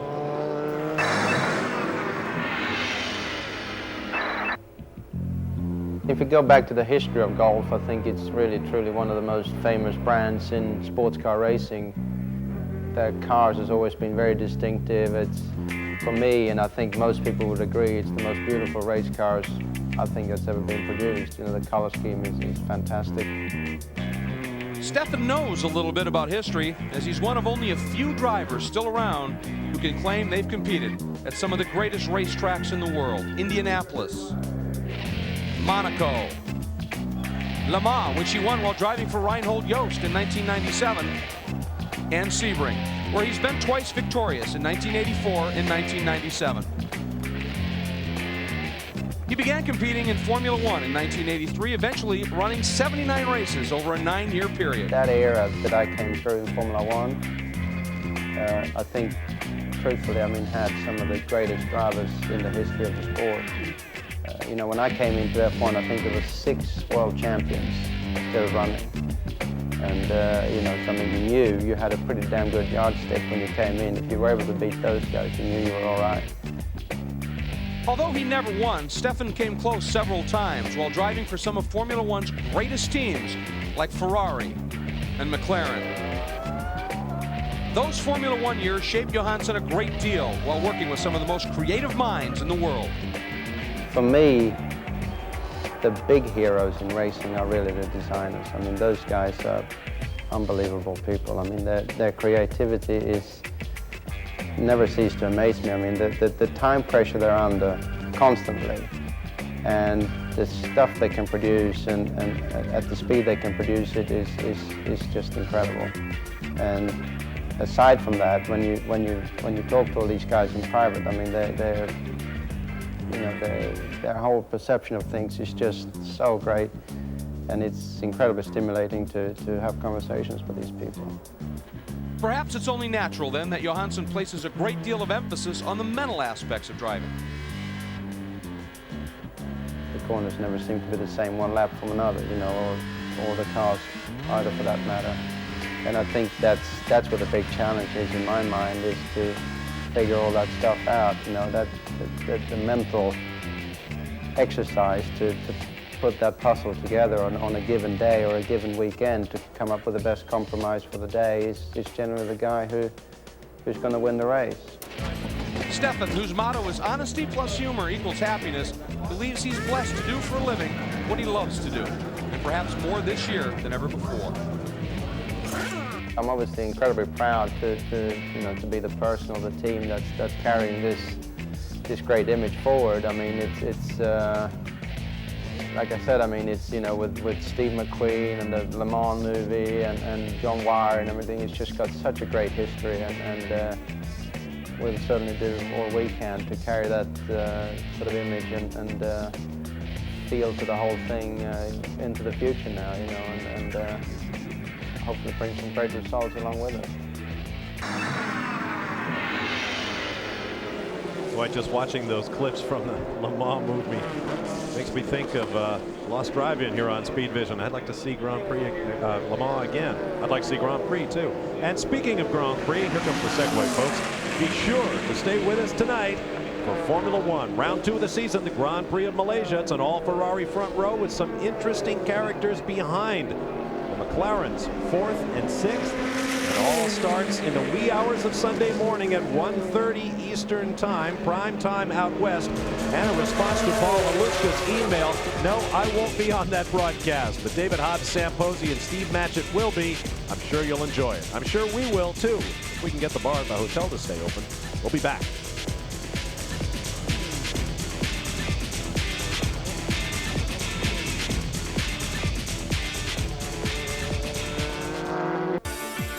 We are back at Sebring, and we'd be remiss if we went off the air without a big round of applause for our Speed Vision crew. It's been a long week here at Sebring. There have been emotional highs and lows. There's been a lot of racing. Some of it you've already seen on Speed Vision, including the Trans Am race here at Sebring, won by Boris Said. Some of it you have yet to see, including the Speed Vision World Challenge. It's been a lot of work, but these people have a passion for motorsports here at Speed Vision. We are proud to be a part of a group that includes every single one of them. Racing is important to the athletes who take part, but it's also important to those of us who try to bring it to you the way you want to see it. I hope you've enjoyed our coverage of Sebring. Round 2 of our Endurance Racing Grand Slam, of course, will be at Le Mans in June and the Petite Le Mans in October. We hope you'll be with us every step of the way. Back to live action, brake discs blowing as the number 26 Conrad Racing Seline makes its way around. Boy, these guys have had an interesting day, including the bodywork coming apart at the back. Oliver Gavin now at the controls, currently 5th overall, 1st in GTS, with a 2-lap lead over the first of the Corvettes, currently in the hands of Andy Pilgrim. I'll tell you, Bob, you said they've had an interesting day, but I think they've had, for a car that had not run more than 2 or 3 hours, I think they've had a remarkably easy day mechanically. And I think for the Corvette team, it's been a big surprise that this Seline, with almost 10 hours into this race, is still running as strongly as it is, and in fact is leading the class. Well, I think one of the reasons is that the constituent parts of this car are very well chosen in the first place. Proven brakes that go the distance, a really big, beefy gear bag that's not going to snap, a lump that's going to just purr on whatever, big one, lots of power, lots of torque, and all put together in a really nice combination package. That's what makes a good car, and so it's come straight out of the box, and it's shown itself to be something to be reckoned with. No question about it. For those of you who need a translation, in Decathlon speak, a lump is an engine and a bag is a gearbox. They make their way around leading class to the surprise of a lot of sports car fans. The Corvette is not only not in the race lead, but was not on the GTS pole this weekend. Instead, it is this car, the Seline S7R, that took the top spot. Earlier, Alan de Cadenet found out more about the car's predecessor. Why do you suppose we're looking at this 1989 Aston Martin Group C car? Well, I'll tell you, because it was designed by one Ray Mallock, who up to that time had only designed U2 racing cars, because U2 could drive one. But just look how sleek this car is. Lots of lovely carbon fibre in the chassis, Kevlar in the body, and what for the time was state-of-the-art brakes, cast-iron rotors with 4-pot calipers. But this car has a link, a very strong link, to one of the cars racing here in the 12-hour race. It's got a lovely Aston Martin 4-cam engine in the back powering it, but the link is that the car that Ray Mallock also designed for this year's race is actually on pole position in its class. It's quite shocked everybody else, and I'm going to go off and try and find it for you. And this is the car that I'm talking about, the Seline S7R. Ever since I first saw Saline's effort at Le Mans in 1997, I've always had great respect for him. And just look at this car, a profusion of lovely carbon fibre bodywork. Look at these lovely big fat carbon fibre rotors and the 6-pot calipers here. It's a really nicely machined, designed by Ray Mallock. This lovely beast, of course, is powered in the back here by a nice, great big Ford pushrod engine. Should be reliable. Ray Mallock's obviously learnt and come a long way since 1989, but all of his experience that he's had since then is embodied into this car. It's a nicely balanced package, it's driven by good drivers. I think it's going to acquit itself very well here at Sebring.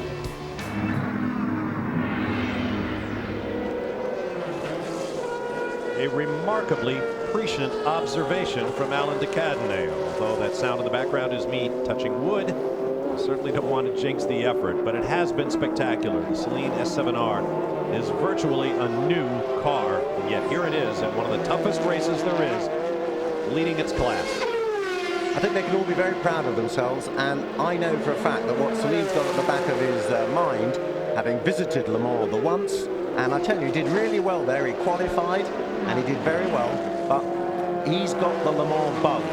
The needle's in his arm. Seline wants to do good at Le Mans. And I believe with a couple of these cars, they're entering 4, but if they get 2 in, they can put on a very, very strong show indeed. The yellow Porsche 911 there in the front is our leader in the GT class, running 4 laps behind the GTS class leader, but at the head of its own queue, 1 lap ahead of the second-place car. That, of course, is the V8 BMW in the hands of J.J. Leto. Let's go down to Calvin Fish. Well, Audi have their own doctor on their staff. The man is Dr. Christian John. And Christian, what do you have to do with these guys on a 12-hour race to keep them fit and keep them rehydrated? You have to bring them fit to the race circuit. So that's why we are starting with the season very early with our high-altitude fitness training, and then get them fit to the racetrack, get them hydrated, and that's the trick.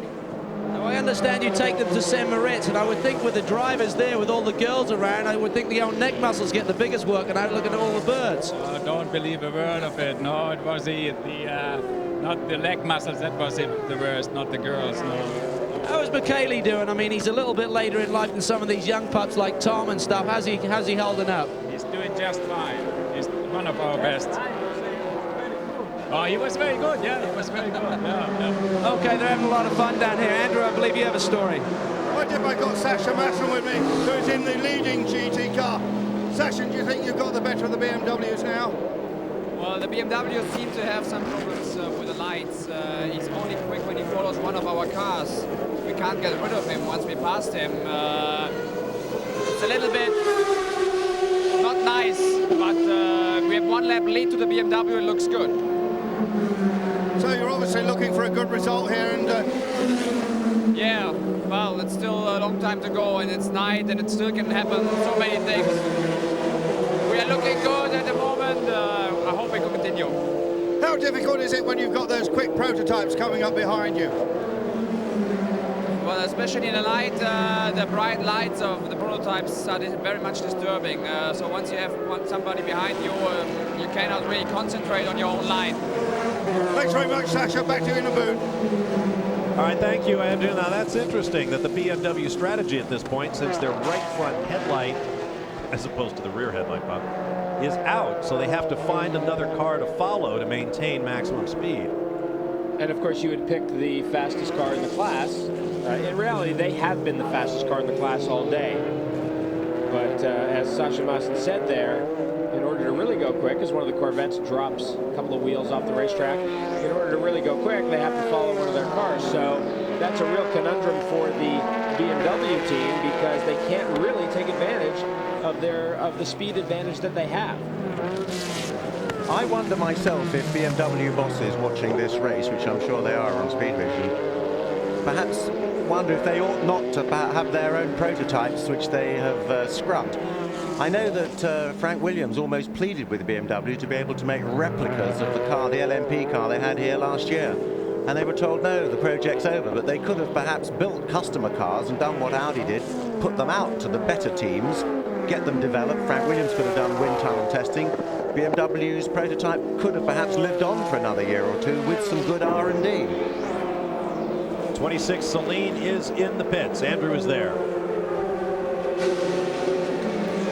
Yes, sir, I am down here in the Seline pit. Oliver Gavin has just climbed out. Tony Capello has just got into the car. We're going to try and grab a word with Oliver in just a moment. He's still helping strap Terry into the machine. It looks pretty calm down here. I think they're going to put a fresh set of Goodyears onto it.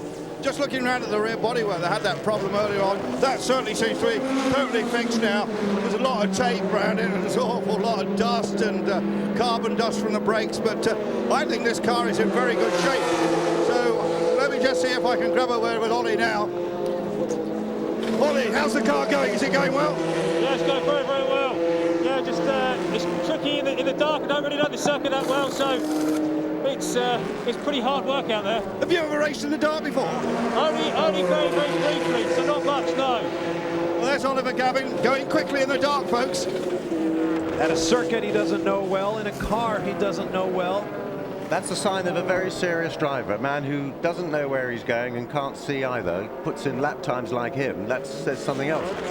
What sort of performance is he going to put up when he does know where he's going and he can see properly? Terry Borcheller climbs in, one of the factory Seline drivers, along with Tommy Kendall and Oliver Gavin and Ron Johnson. And these guys are having a close look at their brake wear, and it looks like they may be considering a brake pad change. They may just pull them out to have a close look at them before they decide to change these brake pads. But certainly it looks like they've got the full kit there if they want to get that done. This is a change, I think. An attempted change. Look, he's pulling the pads back. Well, this might be a real opportunity for the Corvette team, because right now those two cars are shown on the same lap. Before we get away, we should point out earlier we saw that the 42 BMW has both headlights working, so JJ Leto will be trying to close up on the class-leading Porsche. Boy, now there's... Whoever invented tank tape should get a medal, don't you think? Battle-scarred vehicle. This is that tape they put on the leading edge of helicopter rotor blades as well. Very, very tough stuff. Now there's the Ford Corvette. Brake lights glowing only at the front, so they've got that brake bias dialed up toward the front.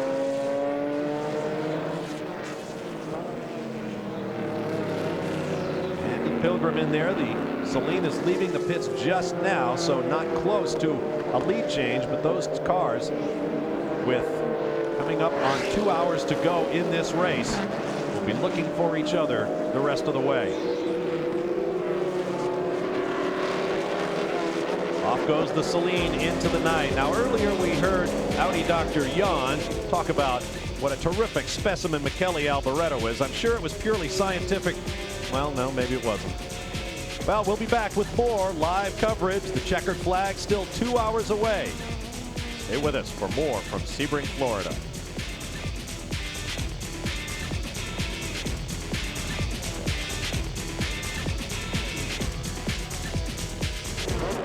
The Superflow 12 Hours at Sebring is brought to you by Prudential, your rock-solid choice for insurance, investments, real estate, and financial services.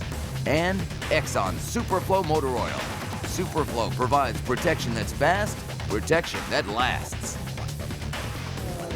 Welcome back live to Sebring, where it is a party, a legendary party. I told the story earlier in the day about 1974 when the fuel crisis meant no 12 hours at Sebring. About 45,000 people showed up anyway just for the good time. The crowd estimate is 170,000 over 4 days. I would guess there's easily over 110,000 here tonight. An absolutely spectacular turnout for a spectacular race. Down to Calvin Fish. Well, anyone who watched the Texas race will have remembered a massive crash coming off the banking in turn 4 at Texas. And the driver of the car was Kelly Collins. Kelly, 150 mile an hour shunt. How are you feeling here when you come to Sebring just a week later and a bit of battered and bruised, I'm sure? Yeah, it's sore all in my neck area, down my back. Both my wrists are taped up. It really wasn't enough time to, get back into perfect health. But we've got a masseuse here. I'm taking Tylenol. Just getting through it. Tell us about the safety of the car. I mean, how held up to that crash incredibly well. Seems like the safety structure in the front end is really well built into the design. Yeah, it really is. Hands off to the engineers and Pat Miller here at Pat and everybody that designed the car. The way that the front end collapsed, it absorbed a lot of the energy rather than being so stiff. It didn't absorb so much that it came in and the engine came in and got my feet. So I was very lucky. I mean, had it been any stiffer, I probably wouldn't be standing right here right now. You know, I'd probably be somewhere really hurt. The safety in sports car is getting better. GM is pushing really hard at getting all their drivers in NASCAR as well to push for more like rumble zones. The car collapses a little bit more, similar to like open wheel racing, the way that the car absorbs the energy. We're going to put up by Le Mans, we're going to have nets on the right side of our heads in these cars. We'll probably, at least myself, they're going to start using me as a lab rat, experimenting for sports car racing with no rearview mirror and getting in and out with the Hans device. So we might get one that might move a little bit more than the original ones. Sure, the adrenaline of battling for the lead out there tonight may get you back in the car.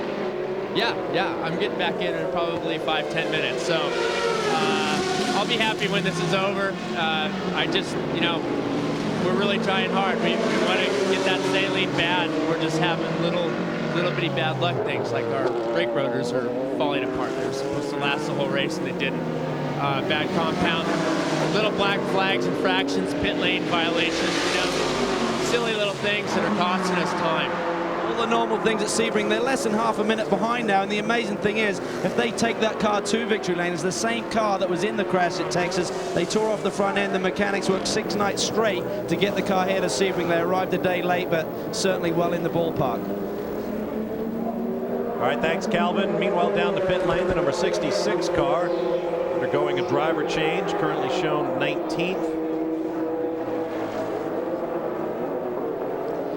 We've had an interesting email here from Joseph Taylor. Can you tell me why the pit crew must wait until the fuel is in the car before the tires can be changed? Well, the answer is they don't want too many people pouring over the car in one go, so they get the fuel in and done with before everybody else gets on with it. And anything that can happen whilst the fuel is going in is for the drivers to help each other into and out of the car. And it's a safer way, so it's the regulations actually, Joseph, that dictates who works on the car and when they do it. I've got an email here from Big Dave from Brownsville, Tennessee. Would you please elaborate on the return of MG to Le Mans for us old traditionalists? Great job to all. Well, Dave, MG has announced that they're going back to Le Mans this year with an LMP 675 car. That's the lighter, smaller displacement, not as quick as these LMP 900 cars. But of course, MG has a great tradition at Le Mans in the slightly lower classes. So that is really a perfect fit for MG, and everyone that has seen the renderings of that car is very excited about it. Should be pretty spectacular. A 2-liter turbocharged engine in a new chassis being built for the LMP 675 class by Lola. But a very good team running it too. Michael Caine Racing, who have been at it for years. They actually came fourth at Le Mans with a F1 McLaren that was driven by Steve O'Rourke, and actually Bill Oberlin was aboard that time. That was 3 years ago when they came fourth overall. Michael Caine Racing. He ran the Gulf McLaren as well. He does a very, very nice job. So I think MG are going to be quite a nice force to be reckoned with in the class. And as we all know at the moment, if it keeps going, it could come in the first half dozen. There are some exciting new projects out there. Not only the MG, but Dick Barber will have a new chassis with a, the Judd, the new KV 3.4-liter V8 Judd engine in it. Of course, the standard in the class right now is the Nissan V6 running in the Lola chassis. But there are Pilbeam chassis, many others out there. Could be an exciting class. We had just one entry. Well, we had 2 entries. One did not pass tech. One LMP 675 class started the race in the hands of Claudia Hurtgen and her 2 teammates from Knight Hawkins Racing. That car fell victim to overheating, a very rare occurrence in that Lola Nissan combination. So that's why we are showing you 3 faces on the leaderboards as we go to break, because we have 3 classes of cars running now rather than 4. The race is going down at what could be a record pace. To this point, the prototypes up front have averaged about 113.6 miles per hour. That is 3 miles an hour faster than the race record for this 3.7-mile layout. Ronaldo Capello leads the way. It is still Audi's first through fourth.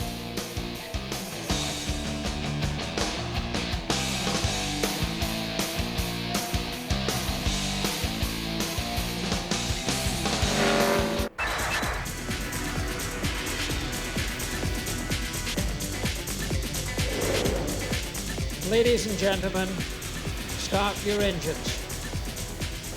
And when the green flag flew, the action on a dry track simply was fast and furious. Then intermittent rain moved in, and a never quite dry track created even more havoc.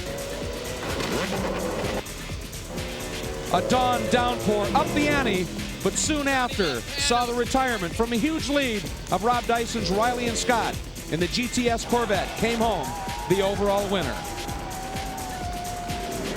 That, of course, was the Rolex 24 at Daytona.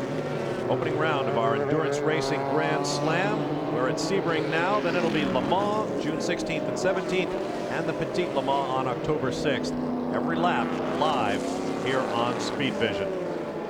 Thanks to Greg Kramer for helping put that piece together.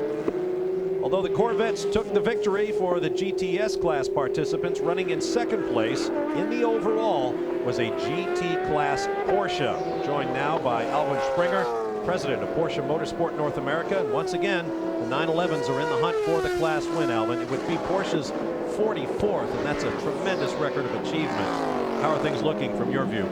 So far, actually very well, but you know, like we still have almost 2 hours to go, and it's a little bit early to call a shot, but we have a good, we have almost a lap lead, and we just done our fuel stop, so it actually reduced a little bit, but BMW has to do the same. So I would say if we don't have a problem, it should be hopefully a good finish for us. What's your view of this new V8 car, the challenge it poses to you? It's, let's say from BMW as a compliment that, that they've done all their homework, that they produced a car that is very, very powerful. We can talk about the spirit of the rules, you know, like that's a different story. But from a standpoint, technical and performance-wise, an excellent choice so far. We saw the Intersport Lola Judd pitting from 7th place. John Field, the car owner, reportedly in the car right now. This is the number 22 Porsche 911 GT3 RS. Currently shown in 10th position and 3rd in the GT class in the hands of young German Christian Menzel. What about Porsche's philosophy of bringing along young drivers to create Porsche's future champions? Oh, we've been doing that now in Germany for the last 5 years. We go through a rigorous, let's say, selection committee. We'll look at them. We'll go in Hals test. We look at how the appearance and then start building them up. And it takes usually 2 years in Germany, and so far we have then taken them over here in the United States. And I would say that Lukas Luhr and people like that have proven that the German, let's say, the school is very good, and we teach them here than the rest. Would it be productive, you think, to start such a program with young American drivers? It would be, but see, what we need here then, it is a little bit more, let's say, better base than what we have right now. We're still in the infancy of sports car racing, and right now there is not a big field, because you have to get it as a manufacturer. You need the race cars, you need the race tracks, and right now, you know, like we have to work on it to get a little bit more stable in the United States. Porsche have never cringed from competition, that if this new BMW takes off and they maybe start making replicas and selling them to the public, you'll have to up the ante, as it were, will you not, to keep competitive then? Yeah, that's the question, you know, like when you do it, it's good, and you're damned if you don't. But see, what our philosophy is, and we have to discuss that during the last weeks more than anything else, and especially in the last days since we have seen the car, is that I will say again, the spirit of the rules said very clearly that the lowest class should be affordable and should be on a technical level not as exotic as the new BMW is. If we're going to follow the thing, I don't know. I will go over next week to Germany. We'll have serious discussion about it. But you see, if we make the car too expensive, then we actually deplete our customer base. Then you're already in GTS territory, and that's not our goal. Well, what's interesting, of course, is that Porsche must have made the greatest contribution of all time to motorsport by the factory policy, making it available to a racing public. That's Porsche's policy. It's always worked well for you. Whatever you make, you want to sell it, don't you? You like to spread it out amongst people that want to go out racing. That is absolutely true, because if you look back what we have done over all the years, like we produce a car, we might race it with a factory team, we might race it with a team where we help a little bit, but the latest at the same time, or maybe a little bit later, we give it to for sale for the customers. But what is more important to that, we have a technical and a parts backup system here in the United States, in Europe, Japan. Actually, you can take a race car from us, race it all over the world, and you get the support from us. And that's very important. Yeah, it's magic, actually. I remember seeing Jürgen Barth with his little earphones on, and he'd go and look at a car in the pits that was in trouble. He'd be on the radio, and the parts would come flying out of your truck to the pits. They fit them on the car, they go back out racing, and the money's direct debited from their account. I thought that was wonderful. The same thing is happening today. The only thing is we have to be careful that the check is good. Well, when I used to race Porsches, we had 904s, 906s, I had 908s off you, all kinds of things, and it was a large part all done on trust. You were so keen to see private people race your cars. Sometimes we didn't get to sign the check till a bit later in the season. I know. We still have it today, but you know, like maybe you people out there who work in big companies, you know that our business philosophy has changed. Our controllers are running the company. But we do want to talk about your outstanding tab, Alwyn, we've had many emails, actually both at Daytona and here at Sebring. And so many of the race fans that have been watching Porsche over the years want to know when Porsche will be fighting for overall wins again. I mean, I think that's very important to these race fans because there's so much history there. Yes. Yes, you're right. It has definitely been on our mind, but you know, like circumstances in Germany, like the introduction of the new SUV, the building of our new factory, this has to take right now priority. Once it is in place, and things are running smooth, then I believe that we'll return with an LMP car. Because that's what we have to do as a factory, we have to run in front. What will be the future? Or compete in front, excuse me. What will be the future of this new Carrera GT, the V10 powered car? I don't know. Let's first decide if we're going to build it or we don't build it, and then once we build it, then we have to decide if we build a race car or not. So that's a long time down the road. Do you think perhaps BMW might have made a slight mistake not keeping their prototypes going? I mean, they could have, we were talking about it earlier, they might have pumped some R&D in with private entrance even, and run up the front. I mean, you're quite right. I mean, Porsche's really made its name by being an outright winner. When you first won at Le Mans in 1970 onwards, we think of you, the public think of you, as a winning factory. That is correct. I personally believe, you know, like when I look at the field, what we have here, and the field, what we have in the Grand Am, we need LMP cars, we need cars. And how do you get them? You know, like if Porsche would decide tomorrow that we're going to come with an LMP car, we would make them available to customer cars, and before we turn around, you have 5 or 6 or 8 cars here, and that's a base cars. That would be good. And BMW's retreat out of LMP, that's their decision. As a race fan, I didn't like to see it, but, you know, that's corporate policy. Well, I'm glad to see Porsche is looking down the road. I know you were a great friend of Bob Wallach, and this has been a very difficult weekend for you, Alvin. Appreciate you being with us. Thank you very much, Bob. That's Alvin Springer, president of Porsche Motorsport North America. We'll take a break and return. Frank Freon is now in the number 4 Corvette. Earlier, his wife emailed us telling him to go, Frank. We'll be right back.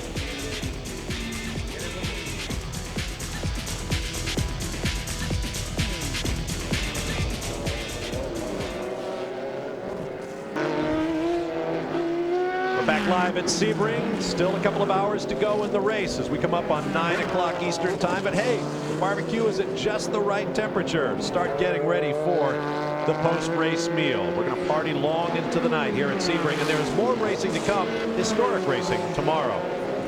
The connection between racing and Hollywood is much in the news of late, and there's a strong Sebring connection there as well. Once again, here's Sam Posey with a Sebring Classic. 1970, the year the movie Le Mans was made, was also the year the movie's leading man, actor Steve McQueen, showed that he would not be needing a stuntman for the driving scenes. Porsche's 917, one of the great endurance racers of all time, had just been introduced, but it was the little number 48 Porsche 908 of McQueen and driver Peter Revson that turned out to be the German manufacturer's best hope for victory. But it was not to be. At the checkered flag, it was Ferrari's Mario Andretti beating Revson and McQueen in one of the closest races in Sebring history. Afterward, McQueen and Revson celebrated their second place finish and wished they'd never heard of Mario Andretti. No question about it. Steve McQueen knew how to drive a race car. He wasn't the only entertainment figure to race here over the years, however. Paul Newman, of course, raced here. Back in 1959, Walter Cronkite, the famous news anchor, drove a little sports car here. James Brolin, the actor, also raced here and is a part of one of the legendary Sebring stories. Somehow, a pig managed to wander onto the racetrack. Brolin hit the swine, and the corner workers barbecued it. Race car roadkill for dinner.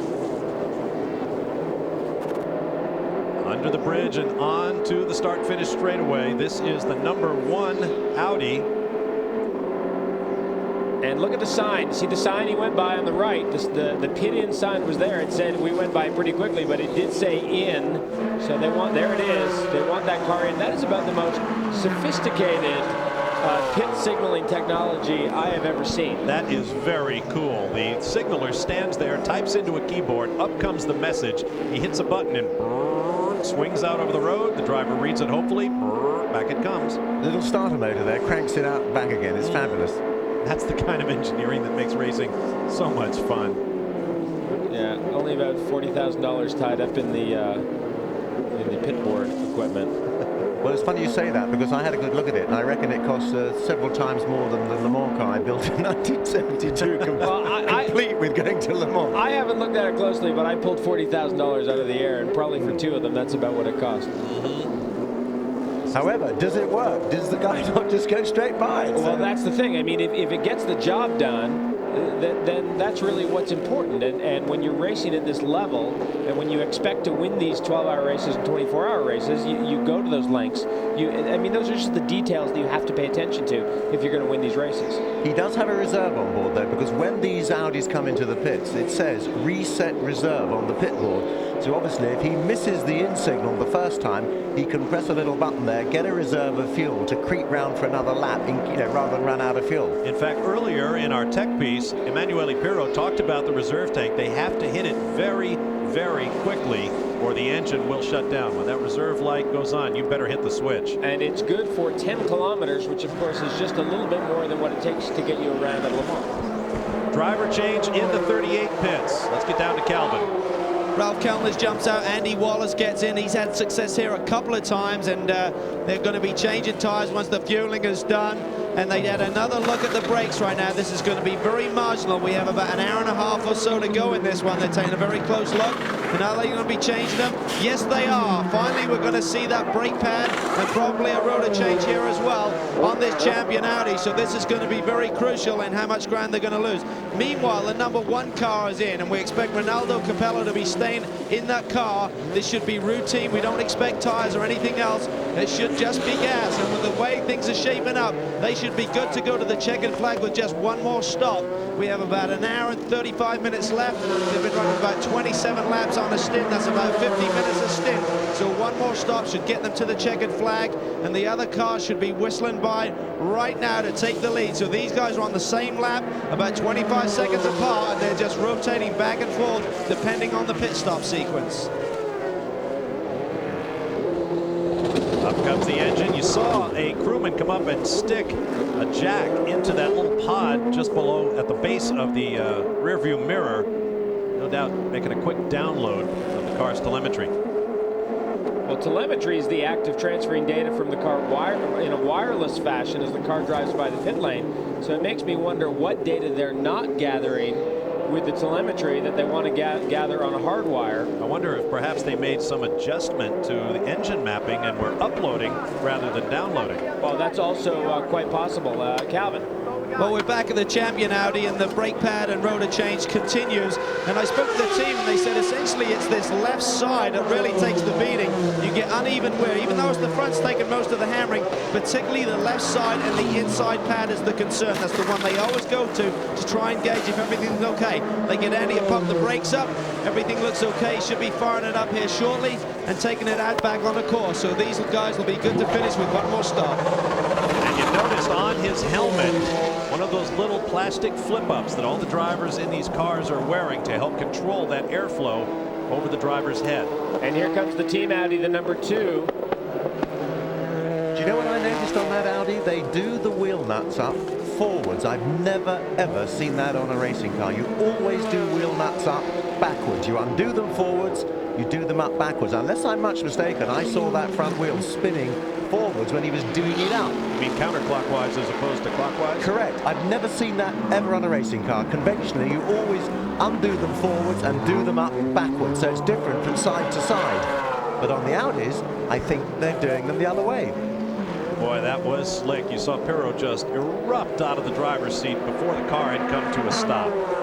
Now Tom Christensen gets in. Here's Calvin Fish. Well, I think that's the big move, Bob. Tom getting into the car. Without a doubt, he is now the man on this team who can put the fastest series of laps together. Alan McNish is gone, and I think Tom is his equal in terms of sheer speed. I spoke to him earlier. We saw he's very agitated about talking about the win and tying the record, but he's just lost the lead to the number 1 car on track. But he said, I am out to win this race. I don't want to talk about it, but I'm just going to go out there and drive the wheels off this thing. This is going to be a classic battle because Capello will be staying in the number 1 car. He's probably the fastest man on that squad, and Christensen is now going to hunt him down. This should be great fun to watch. It's not unusual to see 1-2 finishes. As I mentioned earlier, 28 times in the previous 48 runnings of this race, a manufacturer has taken at least a 1-2. When you are good, you are good. Probably another reflection of preparation. So the Audis are set for a fight. There are 4 of them out there. Will it be the factory cars up front or one of the customer cars? Or maybe another surprise? About an hour and a half to go.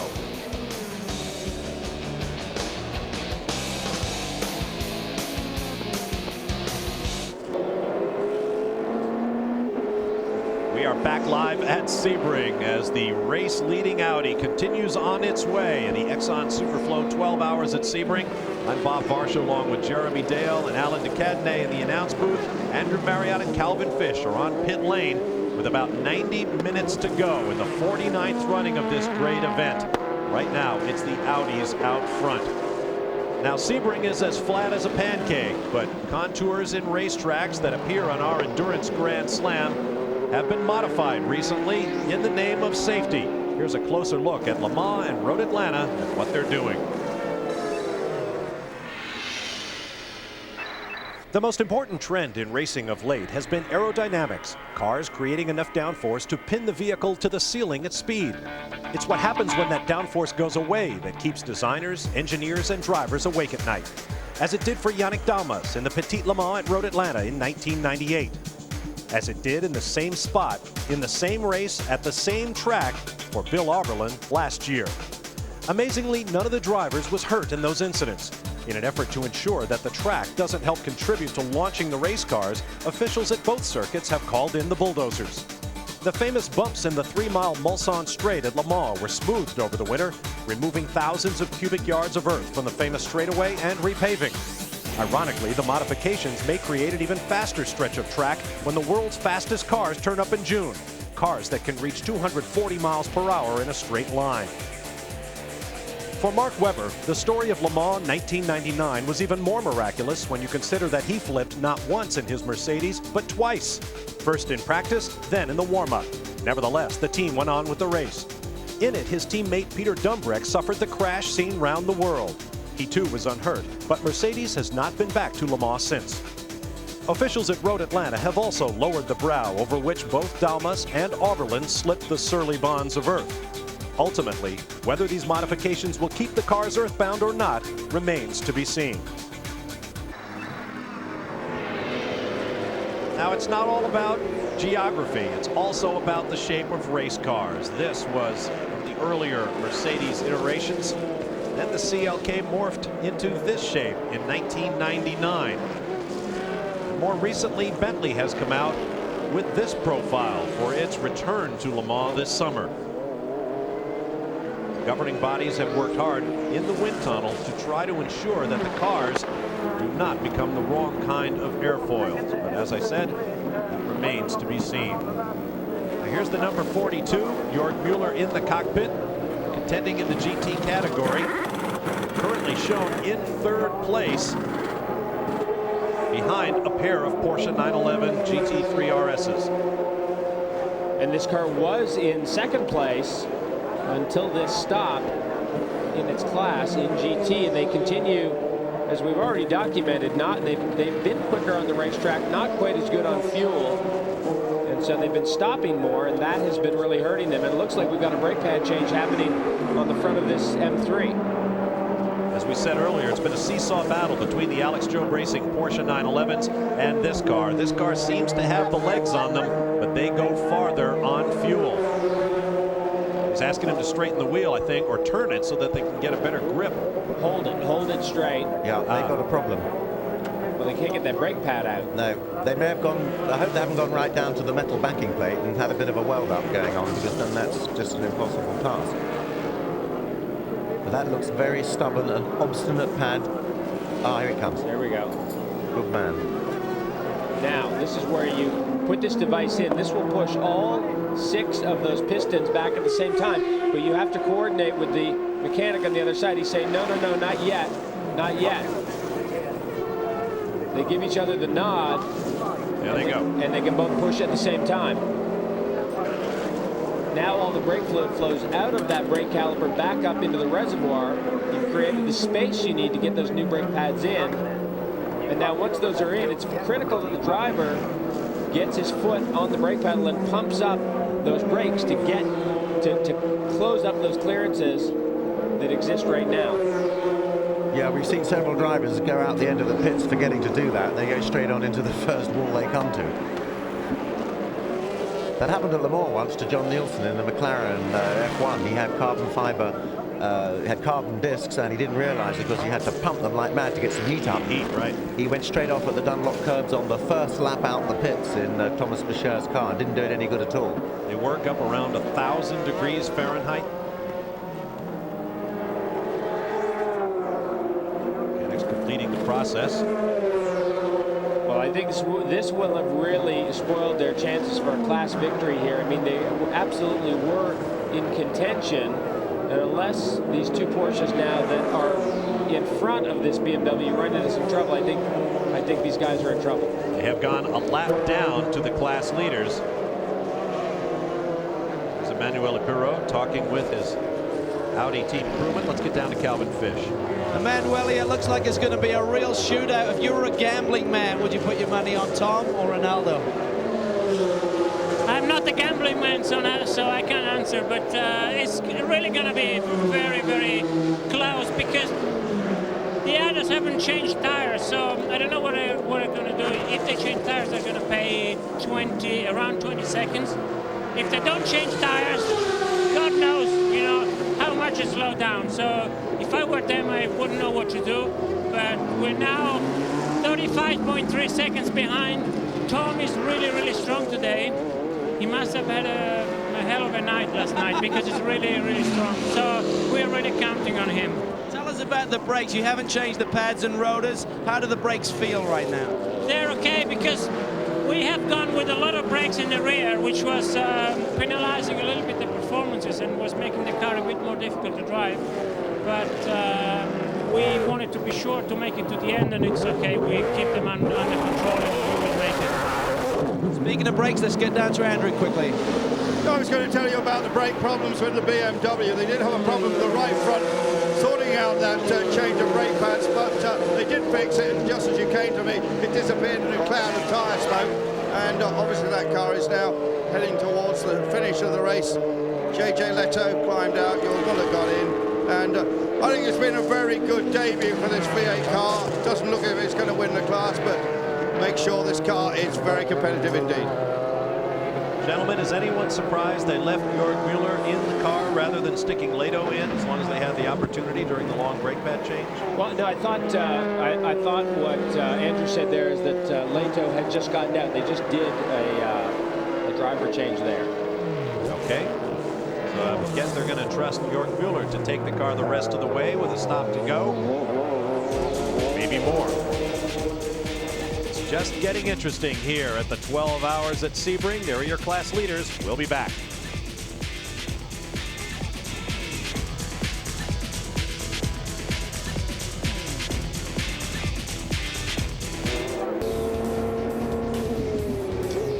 Welcome back to Central Florida, the 12 hours at Sebring. Here's a program note. Speed Vision World Challenge Championships coming your way from Texas Motor Speedway. That's Friday, March 23rd at 8 and 9 p.m. Eastern Time. 2 classes, 2 shows, plenty of action, all from Texas. Make sure you check it out March 23rd here on Speed Vision. And now we're on board with telemetry in the race leading Infineon Audi R8. Amazing to note that these cars, last lap for the pursuing car, Tom Christensen, 2 seconds quicker than the lap just turned by this car in the hands of Ronaldo Capello.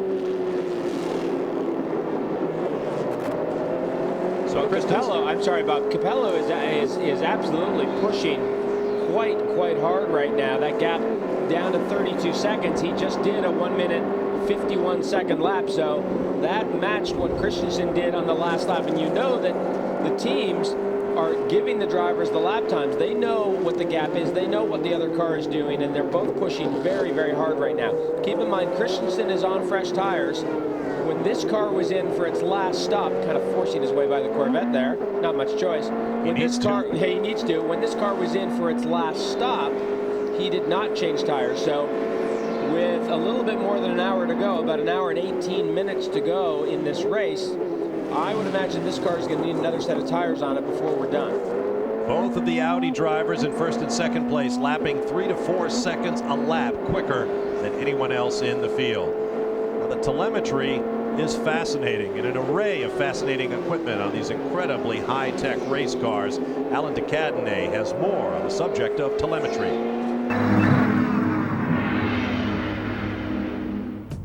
Just how high-tech do you want your motor racing to be?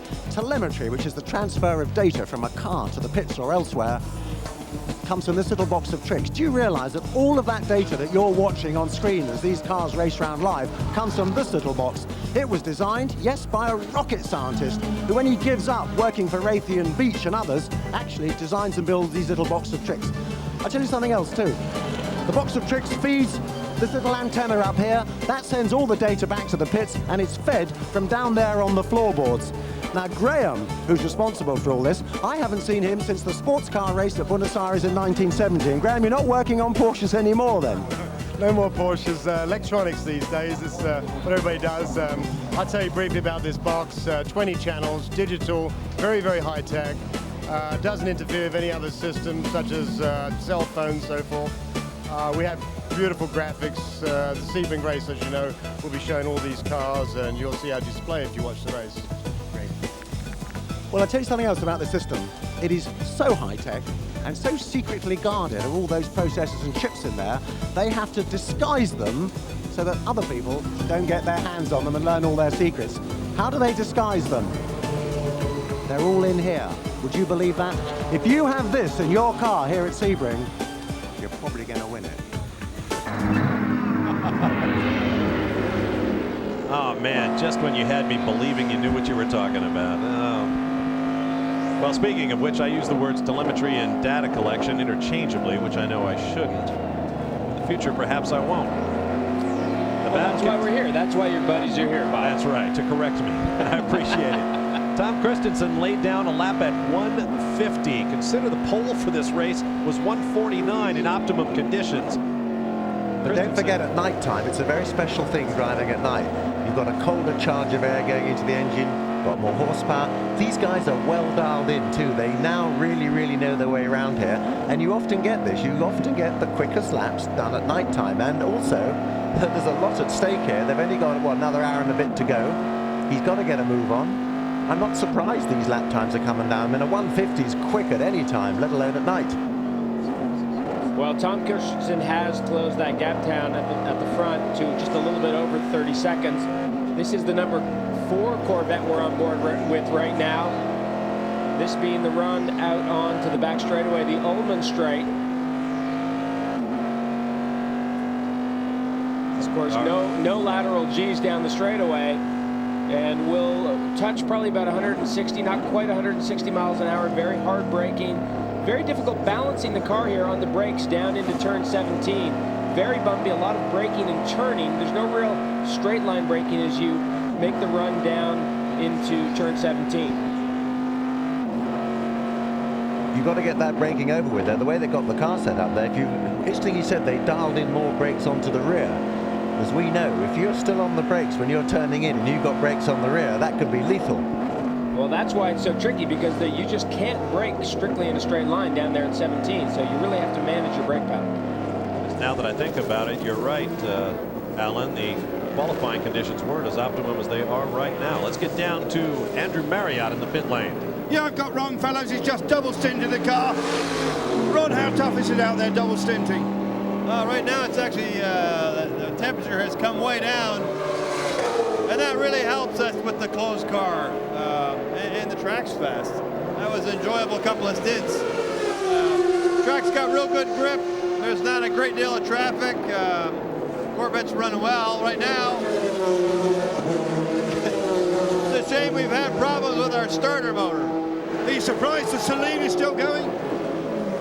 No, Fritz Conrad's a pretty smart guy, and he's got himself a couple of good co-drivers as well. There's still a bit of time left, but they're looking pretty good. If they finish, you're going to have to race your game a bit to keep up with them. Well, let's see how they do when they come to like my home track and places like that. A big smile on Ron Fellow's face. Let's see. Back to you in the booth. All right, thanks, Andrew. Keep in mind, this factory Corvette team has yet to finish this race. They have 2 cars looking good right now with about an hour and 13 minutes to go. But things can change very quickly. And Ron Fellows, of course, talking about his on-track Mosport just outside Toronto where Ron lives. And Ron cut his teeth racing at Mosport, which is absolutely one of the most difficult racetracks on the planet. And Ron absolutely loves taking it to them once they get to Mosport. There's the number 26 Seline with a comfortable 2-lap, make that a lap and change lead over the Corvettes. That battle is long from over as well. We could be in for some great finishes more than an hour away. Stay with us.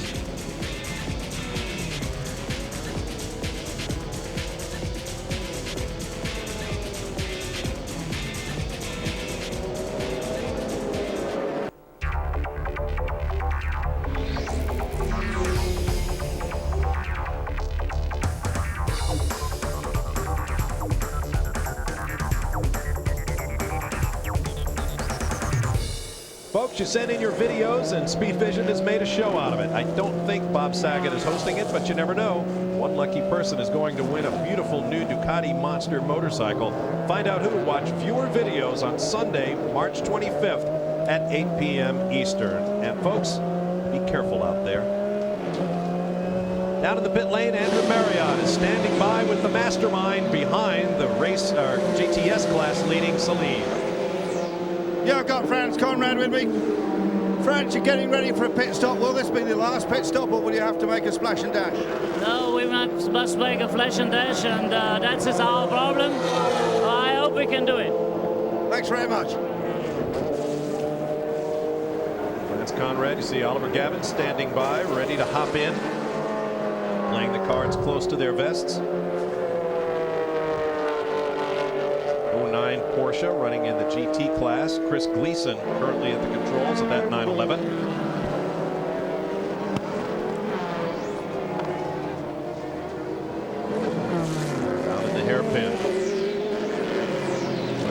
sense of just how dark it is out on the backside of that racetrack. It's the Johansson Smith Audi, currently running in 4th position. And just in case you're wondering, the numbers on the side of that Audi, which look like they're reflective, are not reflective. They're actually lit. They are powered numbers, in essence. Which is actually a great feature in terms of timing and scoring and race fans, and especially for us. Matra were the first people to use those Silvana style number plates at Le Mans in 1972, can you believe? That's the first time we ever saw them, I think, and they were quite spectacular then, and they're quite spectacular still. This man's definitely got a mission, hasn't he? No question about it. Tom Christensen has closed down to just over 22 seconds behind his Audi teammate, Ronaldo Capello. It's been a brilliant race, primarily of matchups between key teams. Of course, the Audis have run at the front, factory versus customer cars from the beginning of this race, occupying the top 4 spots virtually the entire, going on 11 hours now. In the GTS class, it's been the Corvettes against that Singleton Seline, and in the GT class, the Alex Job Racing Porsche 911 GT3 RSs against the single V8, 4-liter V8 powered BMW M3, and those battles are all still humming. I think, Bob, we may yet be in for the most exciting part of this whole 12-hour race during this last hour. There's a lot of scores to be settled here, and as we all know, nobody wants to come second, so it's going to get very, very interesting indeed, I think. Okay, I've got an email from Joseph Durant saying, thanks Speed Vision, it's even more special to me to see an old friend, Dorsey Schrader, doing so well both in the booth and on the track. Kudos to all involved. Dorsey Schrader joins us now. Dorsey, how have you been enjoying yourself with your new toy? I've been having a great time, and I want to say hi to Joe Durant, a guy I haven't seen in a long time. Joe goes way back to the beginning of my career, Mid-America Raceways in Wentzville, Missouri. That was a long time ago compared to what we got here, boys. I tell you what, this is an awesome race we've got going on. Huge amount of spectators. You go outside, you guys of course are in here, you go outside, you cannot believe the amount of people here. What's it like out there in the dark portions of the racetrack? Well, I went from the light to the dark, which really in its own way becomes the hardest point. And it looked like to me it was going to be a rain shower there, and I was really not wanting it. I had 26 laps to do, and I did them just as quickly as I could, trying to give the rain to someone else. And of course, it didn't happen that way. But it's so dark in that back part of the tower turn back there, or the water tower turn. You go back into that corner, and that next left-hand sweeper, which is absolutely flat in 6th gear, you can't really see it at all at night. You're just doing it by feel from what you learned today, but you sure don't want to get it wrong, I guarantee you. But for all the effort and affection and care that goes into racing these cars, Dorsey, it's so refreshing for you to actually have a set of wheels that you can show your mettle with at last. It's just a fantastic car. I mean, you can't say enough about it. This is our 2nd race, and of course for Stefan Johansson, it's his 1st race ever in this car. And look at, we've just been batching it off against each other all day. And the other guys got us by a little bit, but why shouldn't they? I mean, they've been running this car for a couple of years. Now, you're going to plan some of your own R&D. I mean, you're thinking maybe of what? You might make a little model of this car and pop it in a wind tunnel somewhere and do some improvements. I mean, how are you going to go about R&D? Because that's what this is going to be about, isn't it? Well, we're learning a lot right now about the chassis. We realized that we made some mistakes here, and that'll go back in the memory banks. And, you know, we'll go back out after it. I don't think we can do anything aero-wise yet. We're not that good enough. You know, we're going to have to learn the car. I tell you what, this car you're looking at right now, you want to talk about a car that's fast in the straightaway? Man, that guy goes down the straightaway quick. We're watching. This is what could be the final pit stop with 65 minutes to go for this Seline.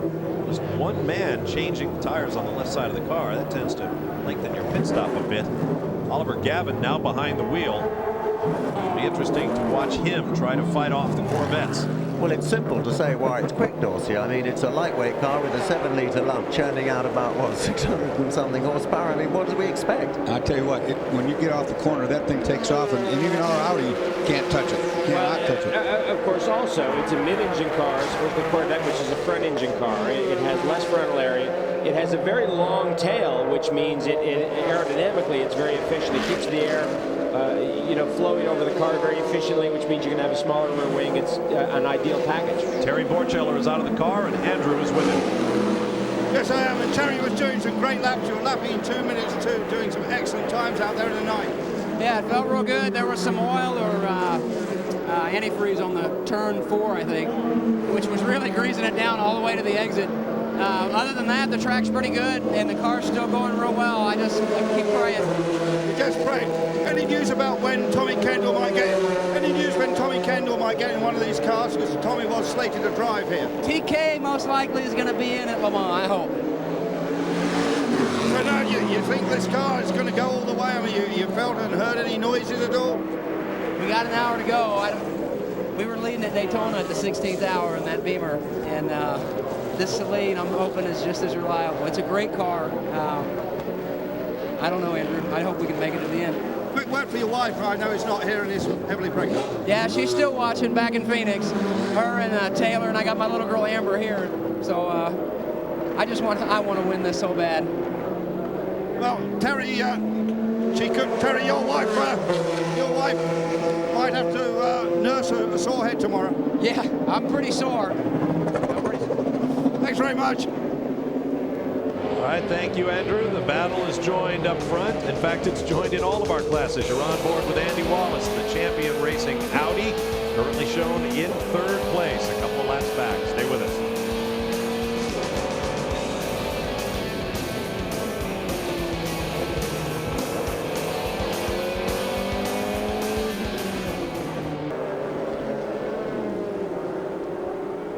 We are back live at Sebring, Florida, and the clock on the wall tells you everything you need to know. 1 hour to go, 60 minutes after 11 hours of hard racing to determine the newest roll call of champions at Sebring. This is in the champion Porsche Audi pits. These guys have done a spectacular job. Now 59 minutes to go. First race for this team with this Audi R8. They have done a superb job. On board with Andy Wallace now as he makes his way around at a blinding pace. His last lap, 1 minute 53 seconds. Meanwhile, ahead of him, the front 2 cars in the class, the 2 factory cars, lapping at 151 for Ronaldo Capello and 150 for Tom Christensen. Down to Calvin Fish. Well, I think we have a fascinating battle shaping up for this last hour, Bob, because what is happening here, the Capello-Christensen battle has got down to about a 21-second lead for Capello, but he will definitely need tires. He's on his 2nd stint with those tires. Now, because of the regulations, both cars will need fuel, but then there's additional time to put those tires on, so most of that lead, if not all of it, will go away. But then when both cars go back out for that final stint, Capello should have the advantage on tires, even though Tom has still been laying down some really fast laps. So I think we're going to see a classic battle going right down to the checkered flag between the 2 Audi boys.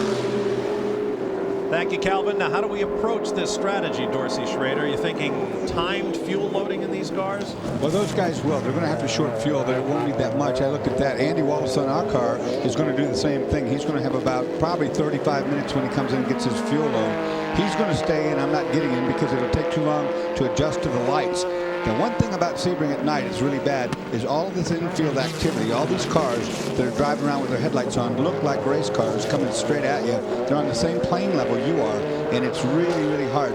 Breaking your concentration, it's much better to put him out there than put somebody else out there to try to adapt to.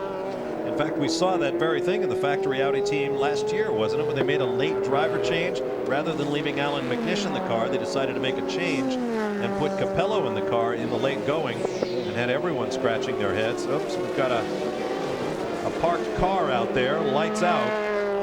We're being told that's the number 66 car for Tom McGlynn. See, and that's the thing you don't want to see. You don't want to see a car parked with its headlights off. They should have left those lights on because, boy, you come and smack that, it's the end of the day.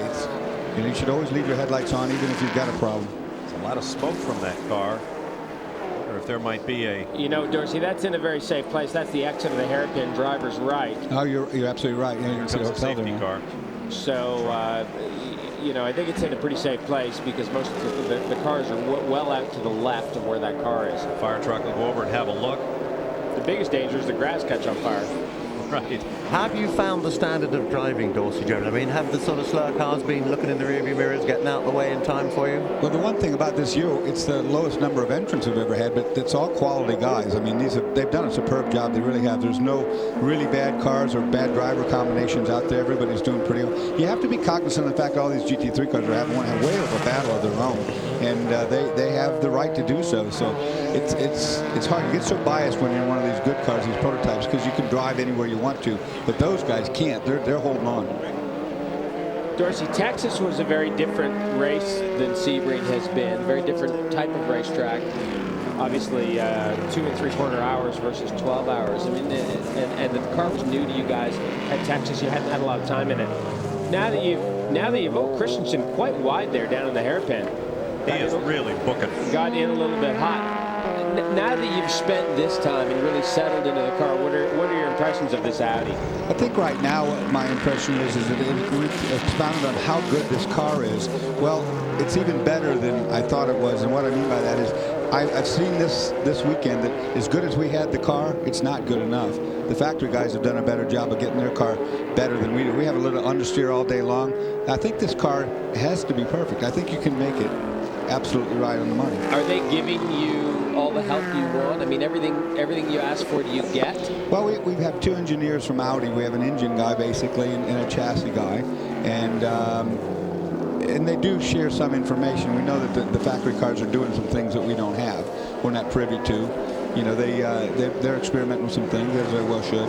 And but they do, in fact, come and say, okay, well, you guys, you know, they did this and it worked for them, and you know, so maybe we should try it.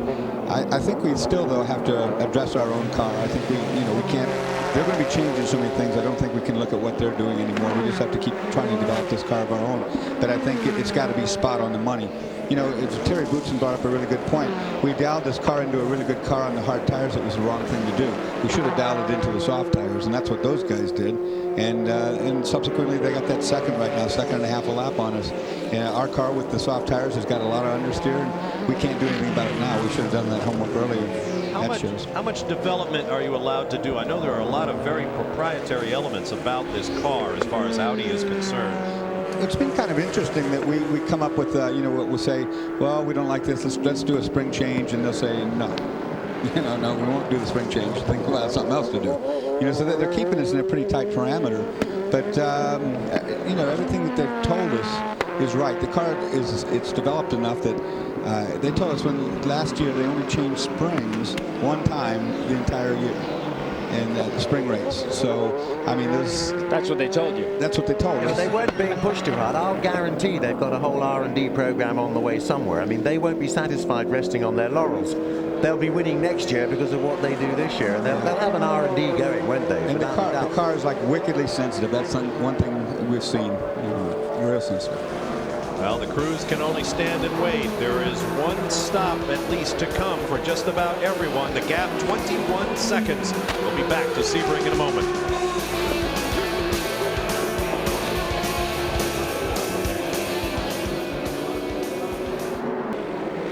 We're back live at Sebring, and there's the story. P1 with a lap in hand for the factory Audis. Back live. Yeah. Bob, that might be one lap till the pit stop. Yeah. Yeah. Plus, well, 20.7 is the time differential. Yeah, we can watch that. We can watch that if we can see it. Look up on your right now. We might be just going a little too fast. There's the board there. A little. Did you catch that, guys? Oh, yeah, right. War and Peace. I read it cover to cover.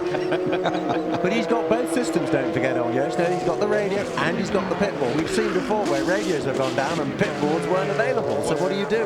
Well, in fact, Dorsey Schrader's teammate Andy Wallace is flashing around right now in 3rd place without a radio, Dorsey. We lost the radio in the very first stint. We've been all day long.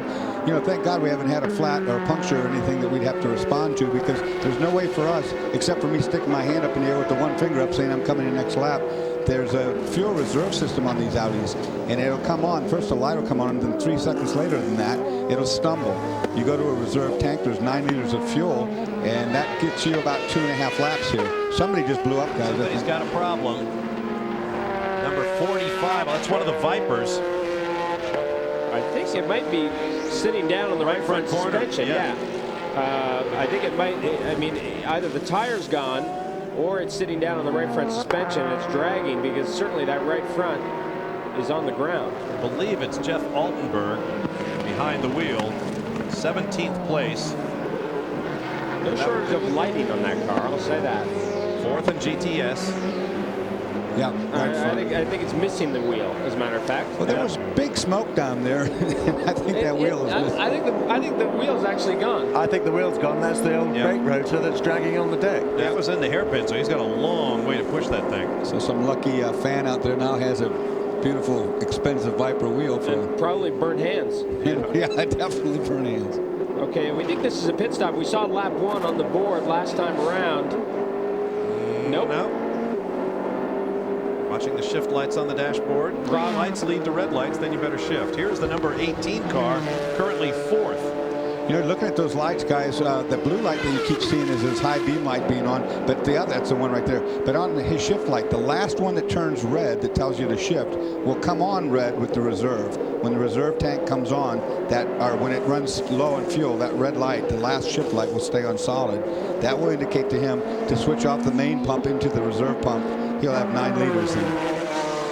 Well, 9 litres, that's 2 British gallons, 2 and a bit American gallons. I mean, that'll certainly get you around a lap here, but would that get you around a lap at Le Mans, I wonder? 10 kilometers, I think we heard one of the factory guys say earlier 10, in the day. well, you're 13 or 14 Ks at Le Mans, so you're going to need a bigger reserve for Le Mans. Well, I haven't broken down around here quite a lot. I know one thing, it's a long walk back, so I just pay real close attention to that. Yeah, quite right, too.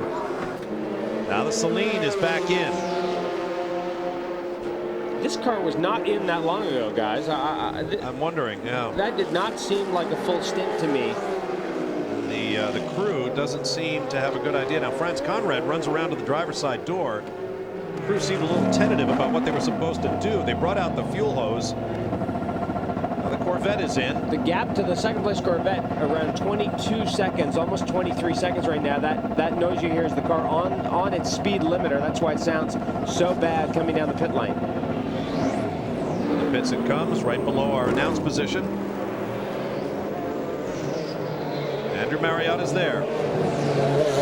Now Frank Freon is just about to climb out of the car, and Andy Pilgrim will get in the car. We understand down the further end of the pit, the Seline has got a problem, and I think the number 4 is just retaking the lead of the GTS.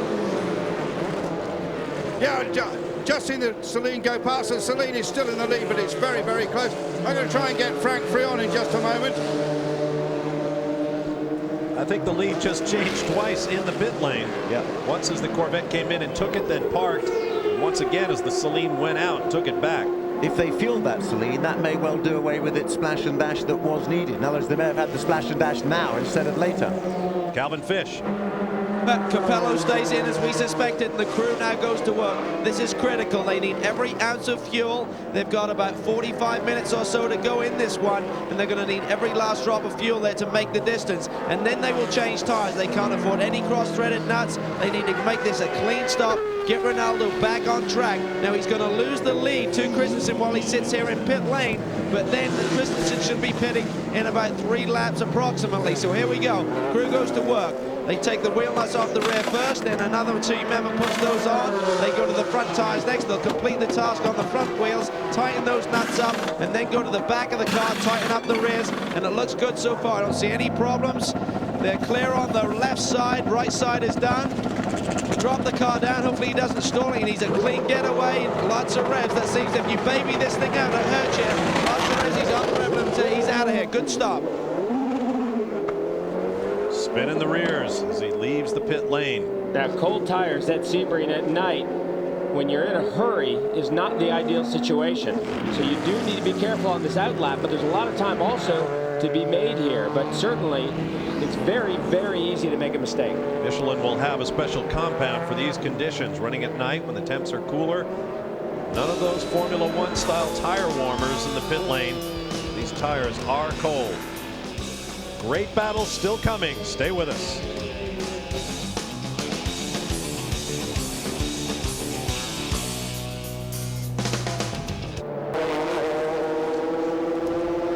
Back live at Sebring, flashing towards you at better than 165 miles an hour. is Tom Christensen with the bit now fully between his teeth. Look at the race average speed thus far tonight, 113.31 miles an hour, the all-time fastest average speed, 115.82, but that was with a different track configuration. The current 3.7 mile 17 turn configuration has been in place since 1998, and the record average speed for that configuration is about 110 miles an hour. Yeah, that track configuration in '86 was a much faster track, faster track configuration. Frank Freon is out of the Corvette. Andrew Marriott is there. Frank Freon is out of the Corvette with a very bloodshot left eye. Frank, that was a very good stint, and you're really close to that Seline now. You might yet beat it. Yeah, well, we are fighting at the very maximum. We're giving our very best. And the GM Corvette racing team, I mean, the guys did a great job. The car, of course, my fingers stayed together up to now. I mean, we had the chance to fight. It's a very great race, and it's so tight after 11 hours, just amazing, but we're giving our very best. And no yellows at all, no yellows in this race. No, you're right, but that's you know, sometimes you gain, sometimes you lose with the yellow, but that's fine. It's the same for everybody. Frank, we saw you many times racing Mazdas at Le Mans, but you're going to enjoy racing a Corvette there now. I had the chance to go last year for the first time with the GM Corvette racing team, and we finished third in class. That was great at Le Mans. And since we have the great chance to win Daytona this year, I mean, that's fantastic for the team. And we're looking forward to going back to Le Mans, since I'm French, so it's kind of a little bit, you know, my track. And we did great last year, and we're going to try to get a class win this year. So we're gonna go for it. Frank, thanks very much. Great drive. Thanks. Good luck to Frank and the rest of the Corvette team as they take the American muscle car to France. Back to Tom Christensen now. He's absolutely flying. His last lap, a 150.8. Meanwhile, Ronaldo Capello, shown a lap down, is just turned to 150.9. I got an email here from Tony Rooks. Why is there a lack of Japanese manufacturers in the prototype series? Well, the answer is they've all been and gone and done it. And as we saw with Toyota, their efforts at Le Mans were incredibly expensive and they didn't do very well. But we've had Mazda, we've had Nissan. The Japanese have certainly been a big deal in endurance racing. And I'll guarantee one thing for sure. Whilst they may not be here today, they'll be back tomorrow, no doubt about it. Well, and of course, Nissan and Toyota both had their moments in the sun here in North America. In the IMSA Championship, Nissan in the early to mid 90s, and of course, in the early 90s, and Toyota a little bit after that, and they were both extremely successful. But of course, that's the argument that people make against manufacturers being involved in sports car racing, is that they're there until it suits them to not be there, and then they're gone. Well, Toyota, of course, have gone to Formula One. I mean, we've been talking about Alan McNish quite a lot during the course of this. Where's he gone? He's Toyota's Formula One test driver, very much indeed, I hope, hoping with Miko Sala to be their works drivers. Of course, one name we haven't seen among the Japanese men. Oh, we got a pit stop here. And Christensen really, I'll tell you, you would not roll much more speed through turn 17 and make it to the pit lane. So that gives you an idea of the commitment that Tom Christensen has right now. Threw a wicked Ralph right there at the head of the pit lane. Calvin Fish will be awaiting him. Now we'll see the team go to work. Look for a timed fuel load here.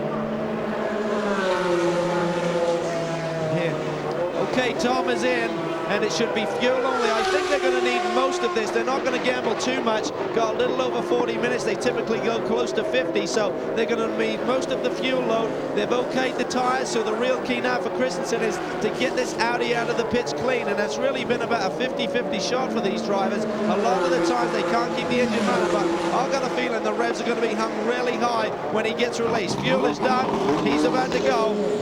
Oh, and he stalls it, guys. As we discussed, he stalls it momentarily, precious seconds, and he's heading back out. We're going to be looking, he stalls it again, but he's back underway, and we're looking for Capello. He's coming down the front straightaway, so if he gets a good clean run through one, these guys should be almost nose to tail. With one car in between them, there is Ronaldo Dindo Capello. Skid block flashing sparks in the night. I timed that, took just under 30 seconds to dump that fuel in.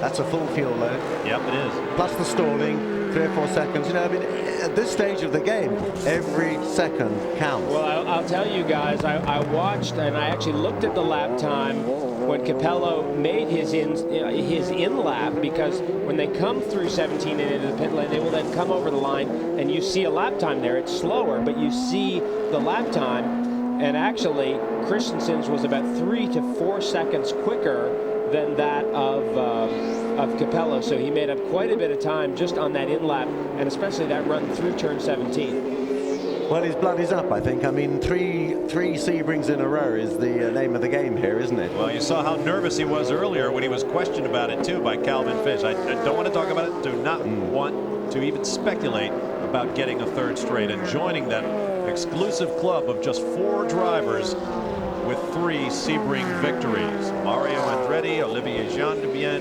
Phil Hill, and Hans Stuck. It's quite a privilege, actually. We're witnessing a man who is, what shall we say, mega focused. I mean, he really is going to go for this big time. Perhaps a little anger in his driving, too. Well, maybe we'll see the performance from him in this Audi that maybe he wished he was able to have given when he was driving Formula 1 cars.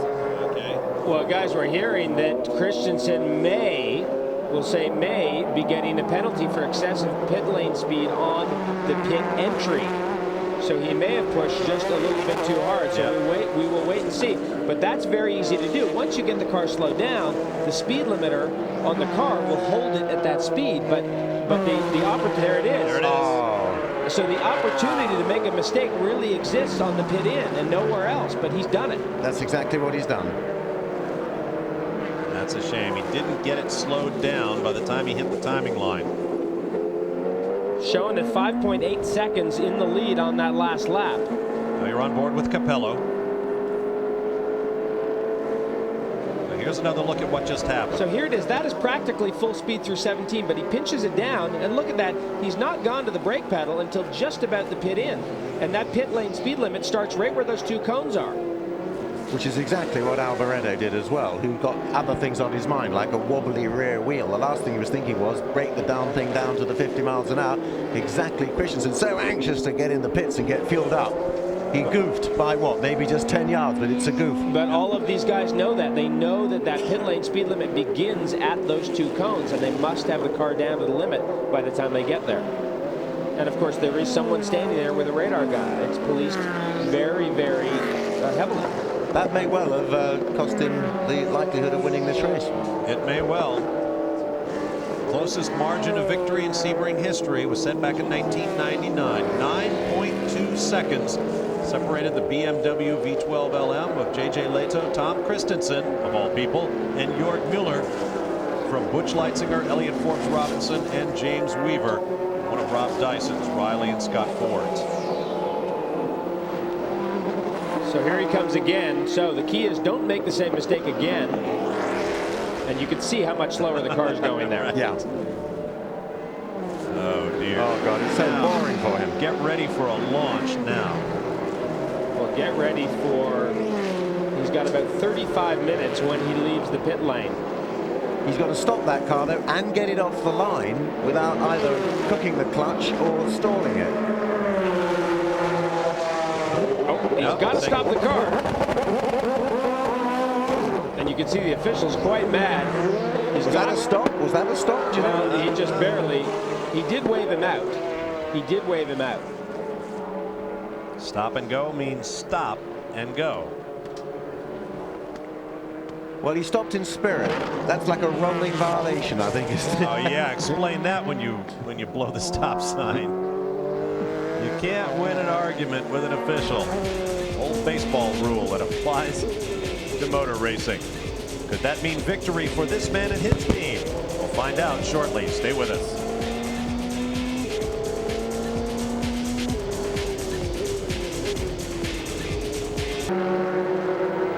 Welcome back live at Sebring. Tom Christensen's effort to become only the second 3-time consecutive winner of the 12 Hours at Sebring may have gone asunder after a stop-and-go penalty for for excessive speed in the pit lane. He currently runs 25 seconds behind his teammate, Ronaldo Capello. Here's a look at the stop and go, which was sort of a, yes, officer, I fully meant to stop. Calvin Fish has more on that situation. Calvin? Well, we spoke to the official and he gave him the thumbs up. Everything is clear here, but we're here with Reinhold Jost. Reinhold has been a classic Sebring. Your drivers have really made it exciting for everyone. What about this last incident with Tom's pit lane speed infraction? Yes, it's very interesting, of course, but we had now a problem with the speed. The speed was too fast in the box, so we can't gain, and we lost some time, of course. So the place is changed from the car number 1 again, and so wait and see. How is it possible with the systems that you have for Tom to come in and be in excess of the pit lane speed? We had it with Michele earlier in the race. Is it the fact that he just rolls through that initial beacon too fast before the system shuts him down? No, the system is working. I think he come too fast in the yellow line from the beginning from the pit lane, and this was the question. Can he chase him down? Yeah, of course. We're going to be watching, guys. Nothing like owning the top 2 cars in the latter stages of an event like this. I wonder if Reinhold is happy for his 2 drivers now to have a little mini Grand Prix amongst themselves. Yeah. Well, this has certainly been a straight fight between, I mean, it's been quite obvious that there have been no team orders. These guys have been allowed to race, and they've done it. Well, I think that's probably what we're going to see. Christensen has still got his mission on. I mean, no one's unplugged him, so he'll be going like the clappers and obviously trying to win it. Of course, Reinhold Jost doesn't own these cars. He simply manages them and does a superb job of that. Here's a look at the number 26. Brake discs glowing at about 1,000 degrees or so. He did sound quite encouraging, though, if you think about it. I mean, there's the question from Calvin. Can he chase him down? Yeah, I think so. I mean, he's pretty keen. It wasn't a think so. It was, well, yeah, what are you talking about? He's a fan. He's a former What kind of question is that? Right now, Oliver Gavin has a 1-minute 10-second lead, if I'm reading that correctly. It's a little bit difficult on our monitor, over Andy Pilgrim in the number 4 Corvette. And it's quite brilliant here when you consider that our 2 prototype leaders, the 2 Audis, the number 1 and the number 2, are on the same lap. A little over 20 seconds between those 2 cars.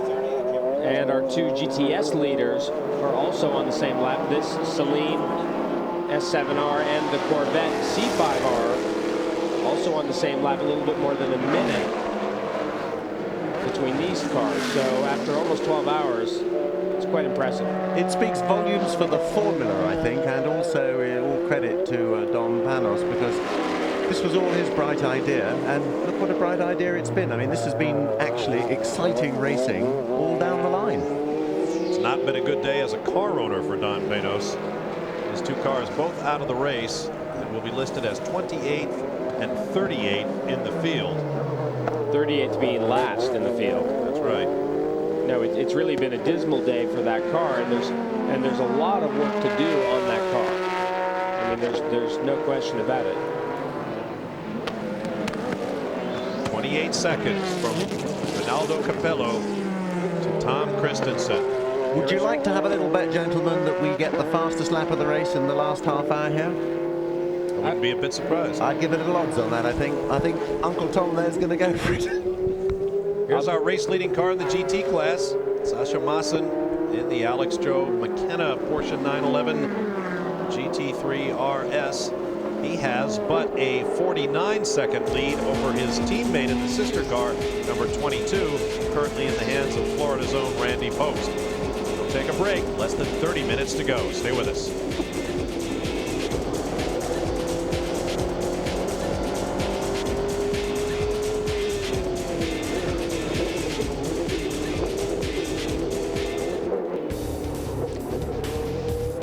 The climactic moments of this 12 hours at Sebring, and later on tonight or Sunday morning, depending on where you live, it's the Formula One Grand Prix of Malaysia, round 2 of the World Championship. David Hobbs, Steve Matchett, Sam Posey will be bringing you all the action.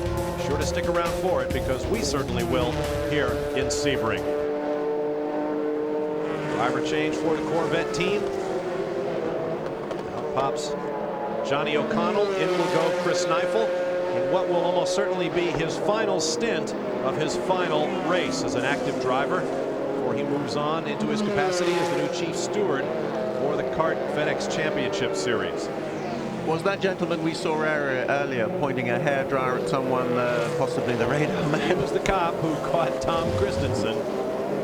That led to a stop-and-go penalty for excessive speed in the pit lane that dropped Christensen from first place in this race to second place, now 25.6 seconds behind his Audi teammate Ronaldo Capello. Shame you can't just pay like a cash fine on the spot. And I bet Tom Christensen swipe your Visa would card over a wad to get that mistake back. Well, Tom Christensen is not done. He made up 3 seconds on that last lap. Granted, Capello did run into some traffic, but there is no question that Christensen has the bit between his teeth. See his helmet buffeting around. It is dark in that cockpit. There's no lights at all on the dash except the shift lights. Thanks for all of your compliments on the email on our Eastlam speed line. Down to Andrew Marriott. We've heard all about those high-tech pit boards down at Yost, but what about the car which is leading the GTS? We are showing you the pit board from the Conrad team. It's like something out of club racing in the 1970s. When they hang it over the pit wall, which is going to do in just a minute, you'll see that there's a torch which is balanced on the actually pit wall, and that shines on the board. So there's a flashlight there. I use torch as an English expression. It's a flashlight to you in America. And this is low tech, I tell you, but nevertheless the car is very high tech, and it's still leading GTS, and it's pulling away a little bit from the Corvettes. Not quite like what you see down the pit lane at the Audi pits. Well, I bet you could buy yourself a Seline for those two pit boards we're looking at, that's for sure. And there is Tom Christensen's pit board. They're giving him the time to go on the top and the margin to the leading car, the number 1 car, at 25 seconds. 24 minutes to go.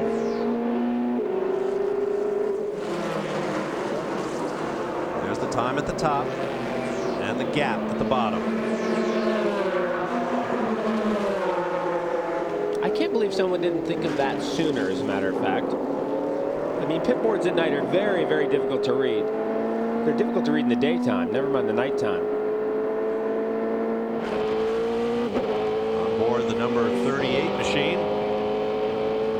Currently running in 3rd place. Andy Wallace remains behind the wheel. Audi's running 1st through 4th, which they have basically since the initial green flag this morning. And I think this is exactly the way they planned it. I love that water vapor coming over the right mirror there. That's the air hitting the mirror and creating water vapor when that must have been one of the factory Audis, because I don't think there would be any other cars that would pass Andy Wallace at that rate of speed, and in fact was Tom Christensen. The gap at a little over 26 seconds right now between Christensen and Capello. You have to go back to 1988 to find a manufacturer sweep of the top 4 positions. Back then, it was the all-conquering Porsche 962s who finished 1st through 5th here at the 12 Hours. Well, and it's certainly performances like this that create legends. When you think about legendary cars, it's when you have performances like this. The top 3 at Le Mans last year, the top 2 at Sebring last year, potentially a top 4 here at Sebring.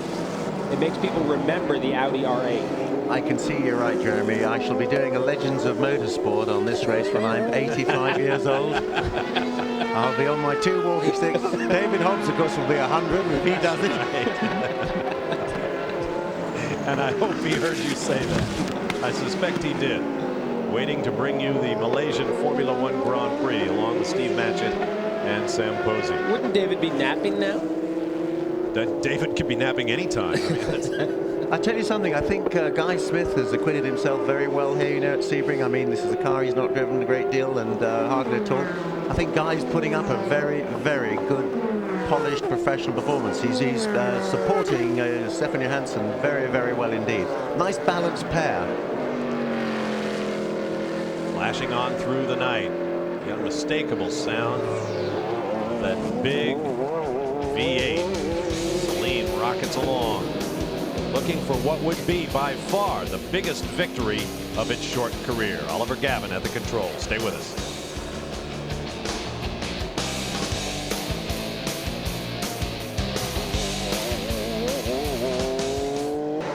Welcome back to Sebring. We're looking at the Yost crew right now, and really their work has been done for today. They're going to let the two boys out on the racetrack fight it out and see who can really take the checkered flag first. But these guys are only going to have 1 day's rest, and then on Monday the work starts again, because then they're going to take the yellow car out and do another 12-hour run here on Monday in preparation for Le Mans. So that goal at the end of the rainbow, the pot at the end of the rainbow every year for this team is to win Le Mans, and they're going to do all they can. This is just really a hurdle on the way to Le Mans. And boy, what a job they have done.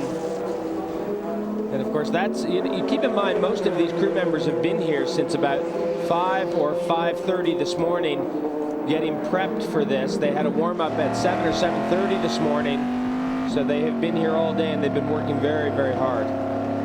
It's been hot, it's been humid, very, very tough day for the crew. Looking out the back of the number 4 Corvette, 7th overall, 2nd in GTS. See the time remaining, less than 20 minutes now. For my part, Jeremy, I come to these races thinking, oh my, 12 hours or 24 hours, how are we going to get through it all? And yet amazingly, I always find myself in this position. The race is almost over, and I'm thinking, where did the time go? Well, it does tend to fly by. But I was going to say, about this Corvette team, no matter what they say, I think that they will be disappointed that they have been beaten by this Celine. It debuted at Laguna Seca last year, was not particularly reliable. It was quite fast, but not reliable. It was also quick at Daytona, but not reliable. And it comes to what is arguably one of the most difficult racetracks in the world from an endurance standpoint. And we are closing in on 15 minutes to go, and it is pretty much run without a hitch. And so have these Corvettes. They've been very, very reliable. They've been very quick, but just not quite as quick as that Celine. On board the number 3 car, currently shown in 11th and 3rd in class, 4 laps behind the GT class leader, and a full 9 laps behind its sister car, running in 2nd place in GTS. The steps come such small increments in racing. This program now 3 years on. It's accomplished a lot. The overall at the Rolex 24 at Daytona back in February, their biggest achievement thus far. And they have a ways to go, but I wonder if the success of this Celine right here gives them a moment's pause. Maybe what we need to do is build a race car. And I think that at the same time, the Corvette team is thinking, we really have paid our dues and we've really worked hard.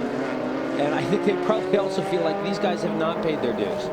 Doesn't mean they haven't worked hard. Doesn't mean they haven't designed a good race car, because they have. They've done all that work. It's been well prepared. It's been well driven.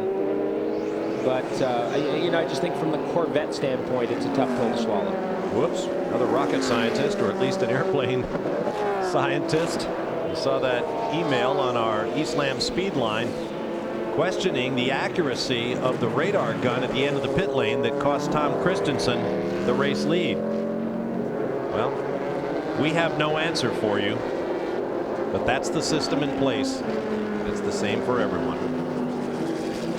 And there was another email there about potential sports car races at the Indianapolis Motor Speedway on the road course, and I highly doubt that we'll see any sports car races at the Speedway. That doesn't mean it won't happen, but certainly it'd be a great place to have one. It would be a great place to have a race, but I think now they're at the point with the Winston Cup race there, with the Indianapolis 500, and now the Grand Prix. You've got 3 premier events, and you don't necessarily need a sports car race. Yeah, it would be fun to do it. It would be a great place to do it, but does that facility need to do that? There are tickets remaining for the U.S. Grand Prix at Indianapolis coming up in late September, but you better get them fast. I think it's going to be another sellout, perhaps another 250,000 people turning out to watch the Formula One stars in action. A great race last year. The weather could certainly be better, and I'm sure it will be this year. But you ought to contact the Indianapolis Motor Speedway and get your tickets for the race, because they certainly won't be there if you decide to wait much longer. There's your GT class leader, the number 23. Sasha Masson's currently shown driving that car. These Porsches just rock on. Sound the same at the end of 12 hours of racing as they sounded at the beginning, and the same for 24 hours of racing. You know, I look at these 911s and I think there are people that 20 years ago said, you know, the 911, it's really out of, it's out of development. I mean, it's done. It's, you know, it's almost, you know, 20 years old, and here we are in the year 2001, and these 911s, which in essence were designed in about 1960, and really, in a way, you know, based on the Volkswagen Beetle. I mean, you know, very well developed, but I mean, it's a very old design, but it has been, they've not given up on it. They've continued to develop it. It's probably, as a single mark, won more races than any other car in endurance road racing. Well, if they can hold on for the class victory here, it will be the 23rd at Sebring for a 911 based Porsche. Pretty extraordinary. And it would be the 44th all-time class victory at Sebring for what must be the most decorated endurance racing car of all time. Of course, versions of this car have won this race overall. 934s, 935s. Back when those were the class of the field. Lucas Luhr on the driving strength of this team. We talked to him earlier here in an announced position. This would be his second straight win at Sebring, which is a pretty astonishing performance. Jörg Müller at the controls of that 4-liter V8 BMW M3 GTR, the car is, in its full appellation. Not only a second straight Sebring win for Lucas Luhr, it would be his third straight win in the year 2001. It was off to a great start. But it's up to Sasha Masson, his teammate, who's driving the car.